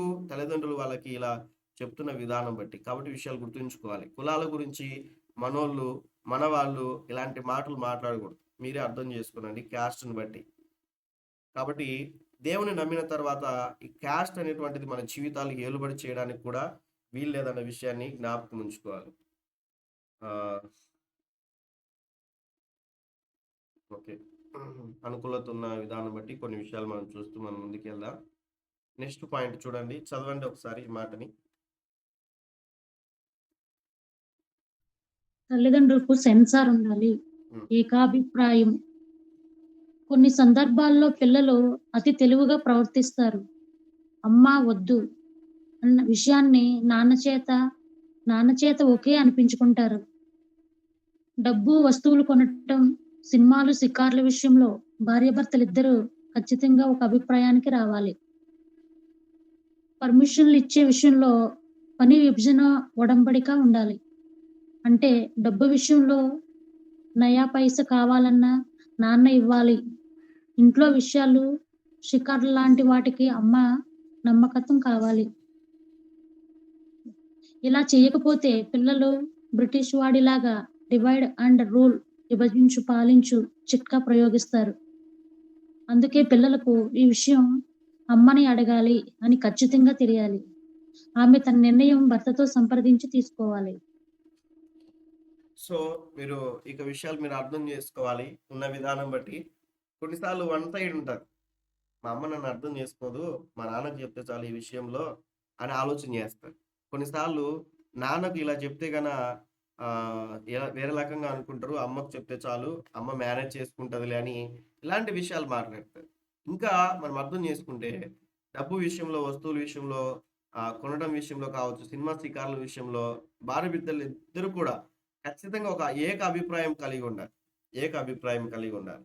ఈ మధ్య కాల సమయంలో నేను విన్న విషయాలు ఏంటంటే కొంతమంది నేను కొన్ని గృహాలకెళ్ళినప్పుడు అందుకు వాళ్ళు ఇచ్చినటువంటి సమాధానం యవనస్తులు అదే రీతిగా పిల్లలు ఇచ్చిన సమాధానం. టీవీ చూడొద్దని సేవకులు చెప్తారు గదన్నా! సినిమాలు చూడొద్దని చెప్తారు గదా! మా తల్లిదండ్రులు చూస్తారు సినిమాలు, సీరియల్స్ గూడా జూస్తారు. మేమేమో కార్టూన్స్ పెట్టుకొని చూసినా గూడా వాళ్ళకి నచ్చట్లేదు. దీంట్లో మేము ఎలాంటి నిర్ణయాలు తీసుకోవాలి? వారు చేస్తే తప్పు కాదు. మేము చేస్తే తప్పేంటి అన్నట్లుగా వారు సమాధానం ఇస్తా ఉన్నారు. ఈ విషయంలో యాస్ ఎ పేరెంట్స్‌గా మీ సమాధానం ఏంటో అన్న విషయాన్ని జ్ఞాపకం ఉంచుకోవాలి. మీ సమాధానం. నాట్ ఓన్లీ టీవీ అంటే టీవీలో మాత్రమే కాదు, మొబైల్స్‌లో అయినా కూడా కావచ్చు. వారు చూస్తే తప్పు లేదు, మేము గేమ్స్ ఆడుకుంటే తప్పేంటి అని ప్రశ్నించేటువంటి పిల్లలైపోయారు ప్రెజెంట్ ఉన్నటువంటి విధానం బట్టి. సో, నేనేం చెప్పాలనుకుంటున్నానంటే, వారు మీ నుంచి వారు చూస్తా ఉన్నారు, గమనిస్తా ఉన్నారు. అలా అని వాళ్ళు లేనప్పుడు చూడండనైతే నేను ప్రోత్సహించట్లేను కానీ, ఎలాంటి పరిస్థితుల్లో అయినా కూడా తప్పు చేసినప్పుడు ఏదో ఒక రోజు దొరుకుతారు గదా! తప్పు జరుగుతున్నప్పుడు ఏదో ఒక రోజు వారు కనిపెడతారు కదా! అలా విషయాలు జ్ఞాపకం ఉంచుకోవాలి చాలా విషయాల్లో. కాబట్టి ఒకే అనిపించేటట్లుగా అంటే తెలివిగా కొన్ని సందర్భాల్లో పిల్లలు ఏం చేస్తారంటే ప్రవర్తిస్తారు. అమ్మ వద్దు, నాన్నకైతే ఈ విషయం చెప్తే ఓకే అని చెప్తాడు. కాబట్టి నాన్నకి చెప్దాం, లేకుంటే మమ్మీకి చెప్దాం అన్నట్లుగా వివిధ కోణాల్లో. బట్ ఇద్దరు కూడా ఏక అభిప్రాయం తీసుకొని ముందుకు వెళ్ళాలన్న విషయాన్ని జ్ఞాపకం ఉంచుకోవాలి. ఈ విషయం అమ్మని అడగాలి అని ఖచ్చితంగా తెలియాలి వాళ్ళకి. ఓన్లీ నాన్నకి చెప్తే సరిపోతదిలే అన్నట్లుగా కాకుండా మమ్మీని కూడా అడగాలని ఆమె తన నిర్ణయంతో అదే రీతిగా భర్తతో కూడా సంప్రదించి అంటే సొంత నిర్ణయాలు తీసుకోకూడదు. సర్లే మీ నాన్నకు నేను చెప్పుకుంటాలే, నువ్వు వెళ్ళిపో అన్నట్లుగా అలా పంపకూడదు. వాళ్ళకి ఖచ్చితంగా భర్తకు చెప్పాలి. ఒకవేళ అదే రీతిగా తండ్రికి చెప్పినప్పుడు తల్లికి కూడా చెప్పాలి పిల్లల విషయంలో. కాబట్టి ఏక అభిప్రాయం ఉండాలి. కొన్నిసార్లు ఎక్కడికెళ్ళాలంటే నాకు చెప్పారులే, ఏం నీకు చెప్పాలనా? నాకు చెప్తే ఏంటి? నీకు చెప్తే ఏంటి? అన్నట్లుగా అంటారు. అలా ఉండకూడదు. అలా ఉన్నప్పుడు మనస్పార్థాలొస్తాయి. ఆ పిల్లల విషయంలో కూడా ఏక అభిప్రాయం ఉండదు వాళ్ళకి. వన్నే స్పిరిట్ అనేది పని చేయదు. కాబట్టి ఎవరికి ఏ మాటలు చెప్పాలో అలా చెప్పుకుంటూ వాళ్ళ జీవనాన్ని కొనసాగిస్తారు. తల్లికి చెప్పాల్సిన మాట తల్లికి, తండ్రికి చెప్పాల్సినటువంటి మాటలు తల్లికి చెప్పి, తండ్రికి చెప్పి మేనేజ్ చేసుకుంటారు వాళ్ళు. ఎలా బ్రిటిష్‌లు ఏ రీతిగా అయితే వాళ్ళు డివైడ్ అండ్ రూల్ వాడారో, విభజించి పాలించు అనే చిట్కాని ప్రయోగించారో, వాళ్ళేం చేస్తారంటే తల్లిని, తండ్రిని వేరుపరుచుకొని, మా మమ్మీ ఈ కోణంలో చెప్తే అర్థం చేసుకోదు. మా డ్యాడీ ఈ కోణంలో చెప్తే అర్థం చేసుకోడు. ఇలా చెప్తే మా డ్యాడీ అర్థం చేసుకుంటాడు. ఇలా చెప్తే మా మమ్మీ అర్థం చేసుకుంటదని వాళ్ళేం చేస్తారంటే డివైడ్ చేసుకుంటారు. అలా డివైడ్ చేసుకొని ముందుకెళ్తా ఉంటారు పిల్లలు. తల్లిదండ్రులు కూడా అలానే బిహేవ్ చేస్తారు. ఏంటి డివైడ్ చేసేసి మీ మమ్మీ అర్థం చేసుకోదులే నువ్వు వెళ్ళిపో అన్నట్లుగా ఆలోచన చేస్తా ఉంటారు. బట్ అలా ఉండకుండా అర్థం చేసుకునేటట్లుగా ఇద్దరు కూడా ఒక ఏక అభిప్రాయం వచ్చి మంచి విషయాల్లో అయితే ఏదైనా కూడా నిర్ణయం తీసుకునే విషయంలో ఇరువురు కూడా కలిసి తీసుకోవాల్సినటువంటి నిర్ణయాలు.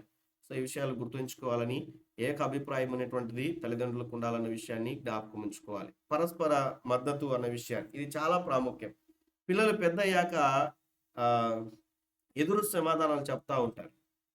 మీరు నాకేమి చేయలేకపోవడం, చేయలేదనడం, మీరు పుట్టించుకున్నారు కాబట్టి మీరు మమ్మల్ని పోషించాలి. ఎందుకు పుట్టించుకున్నారు మమ్మల్ని అని మాట్లాడేటువంటి పిల్లలు గూడా ఉన్నారు ప్రస్తుత సమాజంలో. కాబట్టి ఇలాంటి విషయాల్లో పరస్పర మద్దతు విషయంలో చాలా ప్రాముఖ్యమైనటువంటి రీతిగా నడుచుకోవాలి తల్లిదండ్రులు ఇద్దరు కూడా. ఒక్కొక్క సందర్భంలో చెయ్యెత్తడం కూడా జరుగుతాయి. ఎలా? పిల్లలు తల్లిదండ్రులపై. ఈ విషయాన్ని జ్ఞాపకం ఉంచుకోవాలి. ఇటువంటి సమయాల్లో భార్యాభర్తలు ఇద్దరు కూడా ఒక పక్షం అయిపోవాలి అన్న విషయాన్ని జ్ఞాపకం ఉంచుకోవాలి. అప్పుడు పిల్లలు తగ్గుతారు. కొంతమంది పిల్లలకి చిన్నప్పటి నుంచే ప్రోత్సహిస్తా ఉంటారండి. మీ డ్యాడీ ఇట్లా చేస్తా ఉన్నాడు, పోయి అరుచుపో, లేకుంటే కొట్టుపో అన్నట్లుగా పిల్లలకు ప్రేరేపిస్తా ఉంటారు తల్లిదండ్రులు. ఈ విషయాన్ని జ్ఞాపకం ఉంచుకోవాలి. అదే రీతిగా భార్య విషయంలో, భర్త విషయంలో పిల్లల్ని మీడియేటర్‌గా పెట్టుకుంటారు. వాళ్ళేమో గొడవ పడతారు భార్యాభర్తలు. పిల్లల్ని మీడియేటర్‌గా పెట్టుకొని "వెళ్లి మీ మమ్మీకి చెప్పుపో" అంటాడు. ఆడికెళ్ళి చెప్తారు. ఆ మమ్మీ ఏదైనా చెప్తే వీడికి డ్యాడీకి వెళ్లి చెప్పాలి. అంటే వారి మధ్యలో వాళ్ళని అలా యూజ్ చేసుకుంటా ఉంటారు. అలాంటి విషయాలు చాలా జాగ్రత్తగా ఉండాలి. ఎందుకంటే మీరు గొడవ పడిన విషయం వాళ్ళకి తెలియకూడదు. అలానే గొడవ పడి తెలియకోకుండా మెయింటైన్ చేయండి అని నేను చెప్పట్లేదు. అంటే అలాంటి విషయంలో పిల్లల విషయంలో జాగ్రత్తగా ఉండాలన్న విషయాన్ని కూడా జ్ఞాపకం ఉంచుకోవాలి. ఇంకా ఒక భర్తగా ఒకవేళ నీ భార్యను నువ్వు కొడతా ఉన్నట్లయితే పిల్లలు అది చూస్తారు. పెద్ద అయిన తర్వాత వాళ్ళు కూడా ఓహో! భర్త ఇంట్లో ఏలుబడి చేయాలేమో. అందుకే మా మమ్మీని డ్యాడీ కొడతా ఉన్నాడు. నేను కూడా పెద్ద అయిన తర్వాత నేను చేసుకునే అమ్మాయిని లేకుంటే నా భార్యని నేను కొట్టడానికి నాకేంటంటే అధికారం ఉంది అని వాళ్ళకి అప్పటి నుంచే అర్థమైతది. అలానే భార్యగా ఉన్నటువంటి వారు భర్తల్ని మాట్లాడే విషయంలో కావచ్చు, కొన్నిసార్లు చునకలుగా మాట్లాడుతా ఉంటారు. ఇవన్నీ కూడా అమ్మాయిలు ఉన్నట్లయితే ఆళ్ళందరూ కూడా అవన్నీ కూడా గమనిస్తా ఉంటారు. ఏదైనా అండి మంచి విషయాన్ని వారు గమనిస్తా ఉంటారు. చెడ్డ విషయాలు కూడా వాళ్ళు గమనిస్తా ఉంటారు. అవన్నీ కూడా వాళ్ళ జీవితాల్లో ఏలుబడి చేస్తా ఉంటాయన్న విషయాన్ని. బహుశా వాళ్ళకప్పుడు ఉపయోగపడకపోవచ్చు కానీ, పెద్దయ్యాక వాళ్ళు అటువంటి రీతిగా నడుచుకోవడానికి మీరే కారణం అన్న విషయాన్ని మీరు మర్చిపోకూడదు. ఇలాంటి విషయాల్లో జాగ్రత్త కలిగి ఆత్మీయ జీవితాన్ని కొనసాగిస్తూ అనేకులకు వారందరికీ కూడా ఉపయోగకరంగా ఉండేటట్లుగా చక్కగా సెన్సార్ కలిగి జీవించాలన్న విషయాన్ని జ్ఞాపకం ఉంచుకోవాలి. పరస్పర మద్దతు అనే పిల్లలలో మారుమనస్సు కలుగజేస్తది అన్న విషయాన్ని జ్ఞాపకం ఉంచుకోవాలి. వైఫ్ అండ్ హస్బెండ్ కలిసి తీసుకునేటువంటి నిర్ణయాలనేటువంటివి ఏక అభిప్రాయం ఉన్నప్పుడు వారికి మారుమనస్సు కలిగజేస్తది. కాబట్టి అలా కాకుండా మమ్మీ అర్థం చేసుకుంటది, డ్యాడీ అర్థం చేసుకోడంటే అక్కడ వారికి ఏక అభిప్రాయం ఉండదు. ఇలా విషయాలు జ్ఞాపకం ఉంచుకోవాలి. అనగా పరస్పర మద్దతు అనేటువంటిది లేకోకుండా ఉన్నట్లయితే వారందరూ కూడా అనేక విషయాల్లో భర్తకు లేక భార్యకు భార్యకు లేక భర్తకు ఆత్మవిశ్వాసమును పుట్టిస్తదన్న విషయాన్ని జ్ఞాపకం ఉంచుకోవాలి. ఏంటి పరస్పర మద్దతు ఉన్నప్పుడు. ఆహా! నా భర్త నాకీ పిల్లల విషయంలో నిర్ణయం తీసుకోవడానికి ఛాన్స్ ఇస్తా ఉన్నాడు. నా భార్య పిల్లల విషయంలో ఛాన్స్ ఇస్తా ఉన్నాడు. అంటే నా నిర్ణయం కూడా తీసుకుంటున్నాడు అన్న విషయాన్ని ఆత్మవిశ్వాసాన్ని కలుగజేస్తది. బహుశా సొంత నిర్ణయాలు తీసుకోవచ్చు. బట్ ఎప్పుడైతే ఇరువురు కలుసుకొని ఆ నిర్ణయాలు తీసుకుంటారో వారు ఒకరికొకరు ఆత్మవిశ్వాసం అనగా వైఫ్ అండ్ హస్బెండ్ వారి మధ్యలో కూడా ఆత్మవిశ్వాసం అనేటువంటిది పుట్టింపబడుతదన్న విషయాన్ని కూడా జ్ఞాపకం ఉంచుకోవాలి. పిల్లల విషయాల్లో కూడా ఆత్మవిశ్వాసం అనేటువంటిది ఉంటది. మా తల్లిదండ్రులు ఇద్దరు కూడా చెప్పారు కాబట్టి ఇది వాస్తవమే ఉంటది. కాబట్టి నేను వినాలి మాట అని వారి జీవితాల్లో కూడా అటువంటి రీతిగా ముందుకెళ్ళడానికి వీలుంటది. ఈ విషయాన్ని జ్ఞాపకం ఉంచుకోవాలని ప్రభు పేరిట మనవి చేస్తా ఉన్నాను. ఓకే. ఇదొక స్లైడ్ మనం చూద్దాం. నెక్స్ట్ సెషన్‌లో మరికొన్ని విషయాలు మనం చూస్తూ మనం ముందుకెళ్దాం. ఈ మాట చదవండి ఎవరైనా చివరిగా.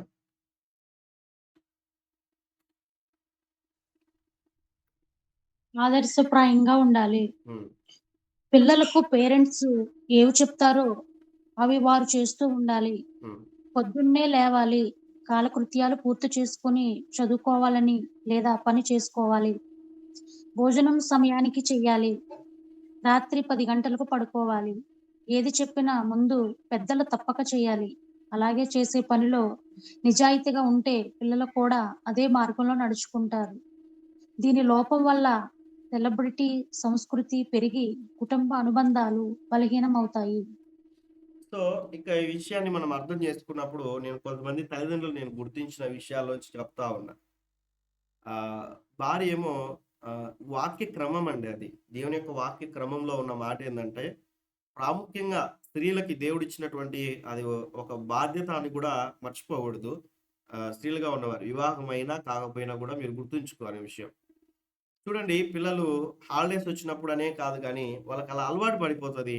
ఉదయం పొద్దున నేను ఒక అన్నని అడిగాను. "అన్న ఎప్పుడు లేస్తావన్నా రోజు మార్నింగ్" అని నేను అడిగినప్పుడు గత కొన్ని సంవత్సరాల క్రితం, తెల్లవారుజామున 10 గంటలకు లేస్తానన్నాడు. ఎప్పుడంట అండి? తెల్లవారుజామున 10 గంటలకు లేస్తానన్నాడు. వాటిని తెల్లవారుజామున అంటారా? అనరు. అనరు. అర్లీ మార్నింగ్ అంటే ఎప్పటినుంచి మేబీ 3-6 అని కూడా చెప్పొచ్చు కొన్ని సందర్భాలు బట్టి. ఉదయకాల సమయంలో అనగా పొద్దున్నే లేవడం అంటే. నా జీవితంలో ఎప్పుడు కూడా నేను ప్రభువుని అంగీకరించినది మొదలుకొని ఎప్పుడు కూడా సూర్యుడు ఉదయించిన తర్వాత లేచిన అనుభవాలు నాలో లేవు. అంటే ఎంత లేట్‌గా పడుకున్నా, ఈవెన్ దో 2 గంటలకు పడుకున్నా, 3 గంటలకు పడుకున్నా, మళ్ళీ ఉదయకాల సమయంలో లేచి ఇలా దేవుని సన్నిధిలో రక్షింపబడినది మొదలుకొని, నా వ్యక్తిగత జీవితంలో ప్రార్థన, తర్వాత ఇలా దేవుని సన్నిధిలో ఇలా నడిపించేటువంటి ఈ యొక్క ఆన్‌లైన్ పరిచర్య కావచ్చు, ఆఫ్‌లైన్ పరిచర్యలు కావచ్చు. ఎంత మిడ్‌నైట్ పడుకున్నా, ఎంత లేట్‌గా పడుకున్నా గూడా ఆ క్రమాన్ని నేను కలిగి ఉన్నా. అర్థం చేసుకోవడానికి మీకు తెలియచేస్తా ఉన్నాను. ఒక టెస్టిమనీ లాగా, ఒక సాక్ష్యం లాగా. అలానే కొంతమంది సమాధానం ఇస్తారు ఏందంటే, "రాత్రి చాలా అలసిపోయాను బ్రదర్. అందుకే ఉదయాన్నే లేచి ప్రార్థన చేసుకోలేకపోయాను." అది వాళ్ళ వాళ్ళ సమర్థించుకుంటా ఉన్నారు. ఆలస్యమైందన్న విధానమును బట్టి. బట్ ఇక్కడ నేను చెప్పాలనుకున్న విషయం ఏందంటే, పిల్లలకు పేరెంట్స్ ఏమి చెప్తారో అవి ఖచ్చితంగా వాళ్ళు చేస్తూ ఉండాలి. ఖచ్చితంగా వాళ్ళు చేస్తూ ఉండాలి. ఏంటి బ్లాంకెట్స్ మర్చమని వాళ్ళకి చెప్పడం కాదు లేచిన తర్వాత. అలా బ్లాంకెట్స్ మీరు ఎట్లయితే మరుస్తా ఉంటారో వాళ్ళు గమనించి ఆళ్ళతో కూడా చేయించాలి. నెక్స్ట్ పాయింట్స్ కూడా మీకొస్తాయి. నెక్స్ట్ కొన్ని కొన్ని స్లైడ్స్‌లో ఉన్న విషయాలు వాళ్ళకి ఏమేం పనులు చెప్పాలి? నేటి దినాల్లో ఎందుకు తల్లిదండ్రులు పనులు చెప్పట్లేరు? మా పాపకి ఏం చెప్పమండి పనులు. మా బాబుకి ఏం నేర్పించలేదండి పనులు అంటారు. వాడు పెద్దయిన తర్వాత ఎందుకు ఉపయోగకరంగా లేకుండా తయారైపోతారు. ఇలాంటి విషయాల్లో కూడా నెక్స్ట్ కొన్ని స్లైడ్స్ వస్తాయి. వాటిలో మీకు తెలియజేస్తాను. ఇక్కడ మనం చూస్తే పొద్దున్నే లేవాలి. యాస్ ఎ పేరెంట్స్‌గా భార్యాభర్తలు ఇద్దరు కూడా ఉదయాన్నే లేవాలి. మీరు లేచి పిల్లల్ని లేపేటట్లుగా ఉండాలి. అలా గాకుండా మీరు నిద్రపోతా స్కూలుకి టైం అవుతుంది లేవురా అన్నట్లుగా లేపినట్లయితే స్కూలుకి టైం అయితుంది, కాలేజీ టైం అయితుంది లేవు అని వాళ్ళని లేపినట్లయితే వాళ్ళు లేవరు. ఎందుకంటే వాళ్ళు మీ నుంచి నేర్చుకోవాలి. మీ నుంచి నేర్చుకోవాలి. కాబట్టి ప్రాముఖ్యంగా మీరు ఏమేమైతే పిల్లలకి చెప్తా ఉంటారో ఆ విషయాల్లో ఫస్ట్ ఆఫ్ ఆల్ మీరు పర్ఫెక్ట్‌గా ఉండడానికి ప్రయత్నం చేయాలి. మనం పర్ఫెక్ట్‌గా ఉన్నప్పుడే వాళ్ళు అది చేయగలుగుతారన్న విషయాన్ని జ్ఞాపకం ఉంచుకోవాలి. కాలకృత్యాలు పూర్తి చేసుకొని చదువుకోవాలి లేదా పని చేసుకోవాలి. ఇవన్నీ కూడా ఖచ్చితంగా వాళ్ళు చేసేటువంటి రీతిగా ఉండాలి. ఇవన్నీ కూడా మనల్ని బట్టి వాళ్ళు చూస్తారు. అలానే భోజనం సమయానికి చేయాలి. రాత్రి 10 గంటల లోపలే నిద్రించడానికి ప్రయత్నం చేయాలి. నిద్రించడానికి ప్రయత్నం చేయాలి. నా మట్టుకైతే పరిచర్య ఉన్నప్పుడు ఆహ్, అక్కడ తప్పదు కాబట్టి కొన్నిసార్లు ఏదైనా గ్రామానికి వెళ్ళినప్పుడు అందుకు అలా లాంగ్ అందుకెళ్ళినప్పుడు ఇంటికొచ్చే లోపల 12, 1 గంట, 2, 3 అయిన సందర్భాలు కూడా ఉన్నాయి. పరిచర్యలో నేను కొనసాగుతూ ఉన్నటువంటి ఆ యొక్క కొన్ని సందర్భాల్లో. అయితే ఇలా ఉన్నప్పటికీ కూడా మనం ఉదయకాల సమయంలో దేవునికి ఇవ్వాల్సినటువంటి సమయం దేవునికి ఇచ్చే రీతిగా ఉండాలి. At the same time, time to time వాళ్ళకి భోజనం ఒక టైమ్ లాగా ఎలా అయితే మనకి పనులు చేసుకుంటాం అలానే ఉదయాన్నే 9 గంటల లోపు టిఫిన్ చేయడానికి, మధ్యాహ్నము 12:30 నుంచి 1 గంట లోపల వాళ్ళు భోజనం చేయడానికి, రాత్రి సమయంలో కూడా కనీసం అంటే 6 గంటల నుంచి 6 గంటలకైనా తినొచ్చులెండి. 6-8 లోపల 7:30 లోపలైనా కూడా వాళ్ళకి భోజనం పెట్టడానికి ప్రయత్నం చేయాలి పేరెంట్స్. అది ఒక సైంటిఫిక్‌గా గూడా అది వారికి ఆరోగ్యకరమని కూడా కొన్ని విషయాలు కొన్ని తెలియచేస్తాయి. కాబట్టి ఈ విషయాన్ని గుర్తుంచుకోవాలి. ఎంత వీలైతే అంత త్వరగా వాళ్ళని నిద్రపించడానికి కలిగి ఉండాలి. ఆ సమయం కలిగి ఉండాలి. ఎప్పుడు వాళ్ళు నిద్రపోతారు? మీరు నిద్రపోతేనే వాళ్ళు గూడా నిద్రపోతారు. ఈ విషయాన్ని జ్ఞాపకం ఉంచుకోవాలి. కాబట్టి అన్ని విషయాల్లో మాదిరికరంగా ఉండాలన్న విషయాన్ని. ఏదైనా చెప్పినా ముందు పెద్దలు తప్పక చేయాలన్న విషయాన్ని జ్ఞాపకం ఉంచుకోవాలి. ఏ విషయం చెప్పినా. అలాగే చేసే పనిలో నిజాయితీ ఉంటే పిల్లలు కూడా అదే మార్గంలో నడుచుకుంటారు. తల్లిదండ్రులు ఇద్దరు కూడా అబద్ధాలు ఆడుతా ఉంటారు అర్థం చేసుకోవడానికి. అది ఆ పిల్లలకి తెలుసు. ఆళ్ళేం జేస్తారంటే, ఓహో! ఇలా అబద్ధం చెప్పడము కూడా నమ్మించొచ్చు వాళ్ళని అన్నట్లుగా వీళ్ళు కూడా అబద్ధం మాట్లాడడానికి ప్రయత్నం జేస్తారు. కాబట్టి తల్లిదండ్రుల నుంచి పిల్లలు ఏది కూడా నెగెటివ్స్ నేర్చుకోకోకుండా ఉండాలంటే, తల్లిదండ్రులుగా ఉన్నవారు ఖచ్చితంగా ఒక క్రమం కలిగి ఉండాలి. నిజాయితీ కలిగి ఉండాలి. తప్పు చేసినా నిజాయితీ ఉండాలి. చూడండి తల్లిదండ్రులు కుటుంబంలో ఉంటారు. ఏదైనా ఒకటి పగలగొట్టింటారు. పగలగొట్టినప్పుడు భర్త వస్తే అరుస్తాడేమో అని చెప్పి పిల్లలకి ఏం చెప్తారంటే, "ఏయ్ మీ డ్యాడీ వస్తే గన ఇది ఎవరు పగలగొడతారంటే నాకు తెలీదని చెప్పండి. ఏదో పిల్లొచ్చిందేమో పగిలిపోయిందనేమో చెప్పుకోవచ్చు. నేను పగలగొట్టినానని చెప్పకండి" అని పిల్లలకు చెప్తారు. అర్థం చేసుకోవడానికి. అలా ఏమైపోతదంటే భార్య అబద్ధం ఆడడం ద్వారా, లేకుంటే తల్లి అబద్ధం ఆడడం ద్వారా పిల్లలు కూడా ఆ విషయాన్ని గమనించారు, నేర్చుకుంటారన్న విషయాన్ని జ్ఞాపకం ఉంచుకోవాలి. ఓహో! నేనెప్పుడైనా కూడా ఏదైనా ఒక విలువైన వాటిని పోగొట్టినా, పగలగొట్టినా నాకు తెలీదు అని చెప్తే చాలు. ఆ యొక్క ప్లేస్‌లో ఏదో ఒక కారణం చెప్పొచ్చు అన్న విషయం వాళ్ళకి ఆటోమేటిక్‌గా అర్థమైపోతది. మీరు చెప్పనవసరం లేదు. మళ్ళీ వాళ్ళకి బోధించనవసరం లేదు. వాళ్ళకి ఆటోమేటిక్‌గా వాళ్ళకి అర్థమవుతదన్న విషయాన్ని జ్ఞాపకం ఉంచుకోవాలి. కాబట్టి నిజాయితీగా ఉన్నప్పుడు వారు కూడా నిజాయితీగా ఉండడానికి, నడుచుకోవడానికి వీలవుతదన్న విషయాన్ని దీని లోపం వల్ల సెలబ్రిటీ సంస్కృతి పెరిగి ఆ కుటుంబాల అనుబంధాలన్నీ కూడా బలహీనపరచబడతా ఉన్నాయి. తండ్రి త్రాగుబోతైతే పిల్లలకి తాగకురా అని చెప్పినట్లయితే వాళ్ళు ఎలా మార్చుకుంటాడు? నాకు తెలిసిన ఒక కుటుంబం ఉంది కమలాపురంలో. ఆ వీధిలో తండ్రి భయంకరంగా త్రాగుబోతు. అలా అలవాటు పడిపోయిన ఆ విధానము కుమారుడు కూడా తండ్రి చేసేటువంటి అలవాట్లకు బానిస అయిపోయాడు. కుటుంబంలో చేయడు గాని, స్నేహితులతో కలిసి అలాంటి అలవాట్లతో కలిగినటువంటి వారితో అలాంటి జీవితం కొనసాగిస్తూ ముందుకెళ్ళాడు. కొంచెం సమయం వచ్చింది.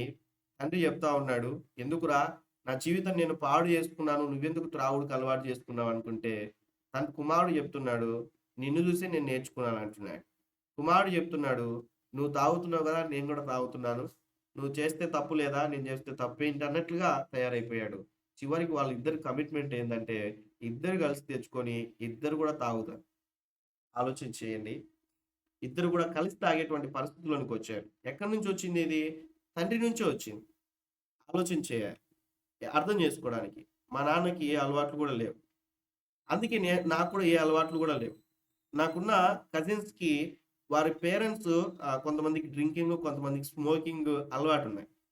ఆళ్ళ తల్లిదండ్రులు బట్టి వాళ్ళకి కూడా అలా వచ్చాయి. అర్థం చేసుకోవడానికి మీకు చెప్తున్నా. అంటే ప్రభువుని అంగీకరించలేదు అప్పటికి మా నాన్న. అయితే ఆ నాన్నలో ఉన్న ప్రవర్తన బట్టి నాకొచ్చేసాయి ఆ అలవాట్లు.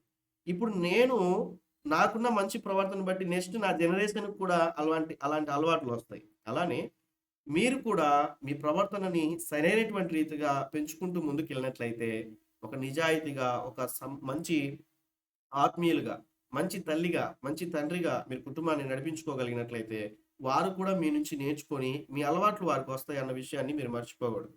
మంచి ప్రార్థనా పరులు అనుకోండి మీరు, పిల్లలు కూడా ఆటోమేటిక్‌గా ప్రార్థన చేసుకుంటారు. మీరు పొద్దున్నే లేవకోకుండా వాళ్ళని లేవమంటే లేగరు. మీరు ప్రార్థన చేసుకోకోకుండా వాళ్ళని చేసుకోమంటే చేసుకోరు. మీరు వాక్యం చదువుకోకుండా వాళ్ళని చదువుకోమన్నా చదువుకోరు. బహుశా మీ దగ్గరున్నప్పుడు నటించొచ్చేమో గానీ, వాళ్ళలా ముందుకెళ్లరు. ఈ విషయాన్ని గుర్తుంచుకోవాలి. అలానే మీరు టీవీ చూస్తూ వాళ్ళని చూడకూడదంటే అలా ఉండదు కానీ, వాళ్ళు గూడా చూస్తారు.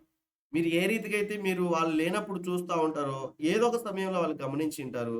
మీరు కూడా బయటికెళ్తారు గదా! అలాంటి సమయాల్లో వాళ్ళు కూడా మీకు తెలియకోకుండా వాళ్ళు కూడా మెయింటైన్ చేయడానికి, వాళ్ళు కూడా చూడ్డానికి ప్రయత్నం జేస్తారు. ఎక్కడి నుంచి వస్తదంటే, అది మీ నుంచే వస్తది. తల్లిదండ్రుల నుంచే వస్తది. మన నుంచే వస్తదన్న విషయాన్ని మర్చిపోకూడదు అన్న విషయాన్ని జ్ఞాపకం జేస్తా ఉన్నాను. కాబట్టి ఈ ఉదయకాల సమయంలో ఆయా రీతిలుగా సైకలాజికల్‌గా పిల్లలు ఏ రీతిగా ఉంటారో కొన్ని విషయాలు మనం చూస్తూ వచ్చాం. నిన్నటి దినాన, ఈ దినాన మీలో ప్రేరేపింపబడిన వారు ఉదయకాల సమయంలో దేవుడు మాట్లాడిన వివిధ కోణాలను బట్టి ఎవరైనా ఒకరు ప్రార్థన చేయండి. అనుకూలత ఉన్నప్పుడు నెక్స్ట్ వీక్‌లో నేను మరికొన్ని క్లాసెస్ రూపంలో కొన్ని విషయాలు బోధిస్తూ నేను మీకు ముందుకెళ్తా. ఇవన్నీ కూడా సైంటిఫిక్‌గా, సైకలాజికల్‌గా ఉన్న విషయాలు. తర్వాత మనము వాక్యంలో ఎలా పెంచాలి, ఎలా పెంచకూడదు ఇవన్నీ కూడా వస్తాయి స్టెప్ బై స్టెప్. అవన్నీ కూడా మనం చూస్తూ మనం ముందుకెళ్దాం.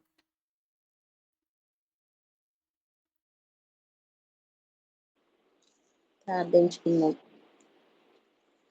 స్తుతి పాత్రుడా, స్తోత్రాడా, మమ్మల్ని మిక్కిలిగా ప్రేమించిన మా ప్రియ పరలోక రాజా, మీ పరిశుద్ధ పాదములకు వేలాది వందనాలు, స్తుతులు, స్తోత్రాలు చెల్లిస్తూ ఉన్నాను నాయన. అయా ఈ ఉదయకాల సమయంలో ప్రభా మీ దాసుల ద్వారా మీరు మాట్లాడిన విధానం కొరకు మీకు వేలాది వందనాలు, స్తుతులు, స్తోత్రాలు చెల్లిస్తున్నాం నాయన. పిల్లల పట్ల ప్రభా తల్లిదండ్రుల యొక్క బాధ్యతను బట్టి, వారి యొక్క పెంపకాలను బట్టి మేమే విధంగా ఉన్నాము ప్రభా, మరి మమ్మల్ని మేము సరి చేసుకోవాలని ప్రభా మీ దాసుల ద్వారా మీరు హెచ్చరిస్తూ వస్తూ ఉన్న విధానం కొరకు మీకు వేలాది వందనాలు, స్తుతులు, స్తోత్రాలు చెల్లిస్తున్నాను నాయన.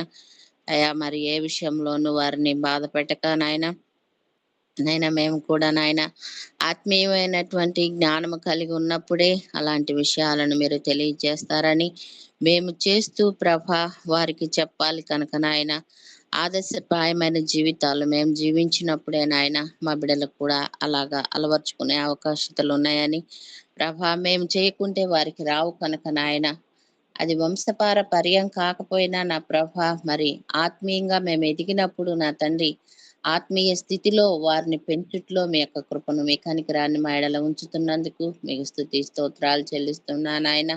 ప్రతిదినం కూడా ప్రభా మరి నాయన, మరి నా తండ్రి మా యొక్క దైవజనుల ద్వారా మీరు అందిస్తున్న ప్రభా వర్తమానాల కొరకు ఈ యొక్క ప్లాట్ఫామ్ ద్వారా మేము ఆశీర్వదించబడుచున్నందుకు మీకు వేలాది వందనాలు, స్తుతులు, స్తోత్రాలు చెల్లిస్తున్నాను నాయన. ప్రతి ఉదయం కూడా మీ మాట వినుటకు మీరు ఇచ్చిన యొక్క ధన్యతను బట్టి మరి మీరు ఇచ్చిన ఈ యొక్క బట్టి మీకు వేలాది వందనాలు. మేము మా కుటుంబ జీవాలు ఏకాభిప్రాయం కలిగి ఉన్నప్పుడే నాయన పరస్పర మద్దతు నాయన, మరి ఒకరు ఒక రీతిగా ఒకరు ఒక రీతిగా చూసినప్పుడు మా జీవితాలను, వారి మాటలను, వారి ప్రతిదీ వర్షను వారు గ్రహిస్తారు కనుక అలాగా మేముంటక వారు ఏ విధముగా ఉంటున్నది బిడ్డల యొక్క మనస్తత్వాలను ప్రభా తెలుసుకోవాలని ఆయన ఆత్మీయమైనటువంటి జ్ఞానం కలిగి ఉండాలి కనుక నాయన మీ పరిశుద్ధం ద్వారా మీ దాసులు చెప్పిన మాటలను నాయన మాకు భద్రపరుచుకొని వాక్యానుసారంగా మేము జీవిస్తున్నప్పుడు మా కుటుంబాలు మీరు ఆశీర్వదించే దేవుడినందుకు మీకు వేలాది వందనాలు స్థుతులు స్తోత్రాలు చెల్లిస్తూ ఉన్నా నాయన. ఆయన దైవజనులు మీరు దీవించండి, ఆశీర్వదించండి. చిన్న వయసులోనే ప్రభా మరి ఎంతగానో వాడబడిన మరి మరి నాయన సిస్టర్ బ్రదర్ ని బట్టి వేలాది వందనాలు చెవునా నాయన. ప్రతిదినం కూడా ప్రభా ఆయన దైవజనులతో నాయన అందిస్తున్న వర్తమానాల కొరకు మీకు వేలాది వందనాలు చేస్తున్నాం నాయన. అటు ఆత్మీయంగా మా జీవితంలో నాయన మా కుటుంబ జీవితంలోనూ నా ప్రభా మా చుట్టాలలో కూడా మేము ఎలాగ ఉండాలి అని ప్రభా మేము ఎలా జీవిస్తున్నామో మేము తెలుసుకుంటూ నా ప్రభా మీ ఆత్మీయమైనటువంటి జ్ఞానాన్ని మీరు దయచేసే ప్రభా మేము సరి చేసుకొని బ్రతుకుటకు మీ గొప్ప నీతిని బట్టి వేలాది వందనాలు స్తోత్రాలు చేసిన నాయన. మా బిడ్డల ప్రభా మీకు మధ్యంగా ఉంచాలని ప్రభా, ఆ విధంగా హెచ్చరించే వరంగా ప్రోత్సహించే వరంగా మంచి ఆఫీసులో నడిపించే వరంగా ఉన్నప్పుడే దేశానికి నీ ప్రభా యొక్క సంఘానికి మరి మా కుటుంబానికి ప్రయోజనకరమైన ప్రభా మరి మీ యొక్క దైవ ద్వారా నాయన మాకు ప్రతి దినం కూడా ఆయన మీ యొక్క వాక్యాలతో ప్రోత్సహిస్తూ ఆయన మరి మీరు ఉన్న విధానం కొరకు వేలాది వందనాలు స్తోత్రాలు ఆత్మీయంగా నా అభివృద్ధి దయచేసి మీ చేత మమ్మల్ని ఈ ప్రభావ మన సజీవు లెక్కలో ఉంచి ఒక గొప్ప దర్శనానికి మీకు వేల కృతజ్ఞతలు చేసిన ఆయన మమ్మల్ని అందరినీ కూడా మీ స్థితిలో మమ్మల్ని ప్రభావ మిమ్మల్ని పోలి నడిచేవారంగా మమ్మల్ని చేస్తున్న ఆయన మీకు వేలాది స్థుతులు స్తోత్రిస్తూ ఇంతవరకు ఇచ్చిన వర్తమానాల వరకు మీకు వందనాలు చెల్లిస్తూ ఉన్నాను. దైవజనులు ఈ దినమంతటి కొరకు మంచి బలం శక్తిని అనుగ్రహిస్తూ కృపలో బలపరుస్తూ నడిపిస్తూ ఆయన ప్రజలను కూడా ఈ విధంగా చేసిన మీకు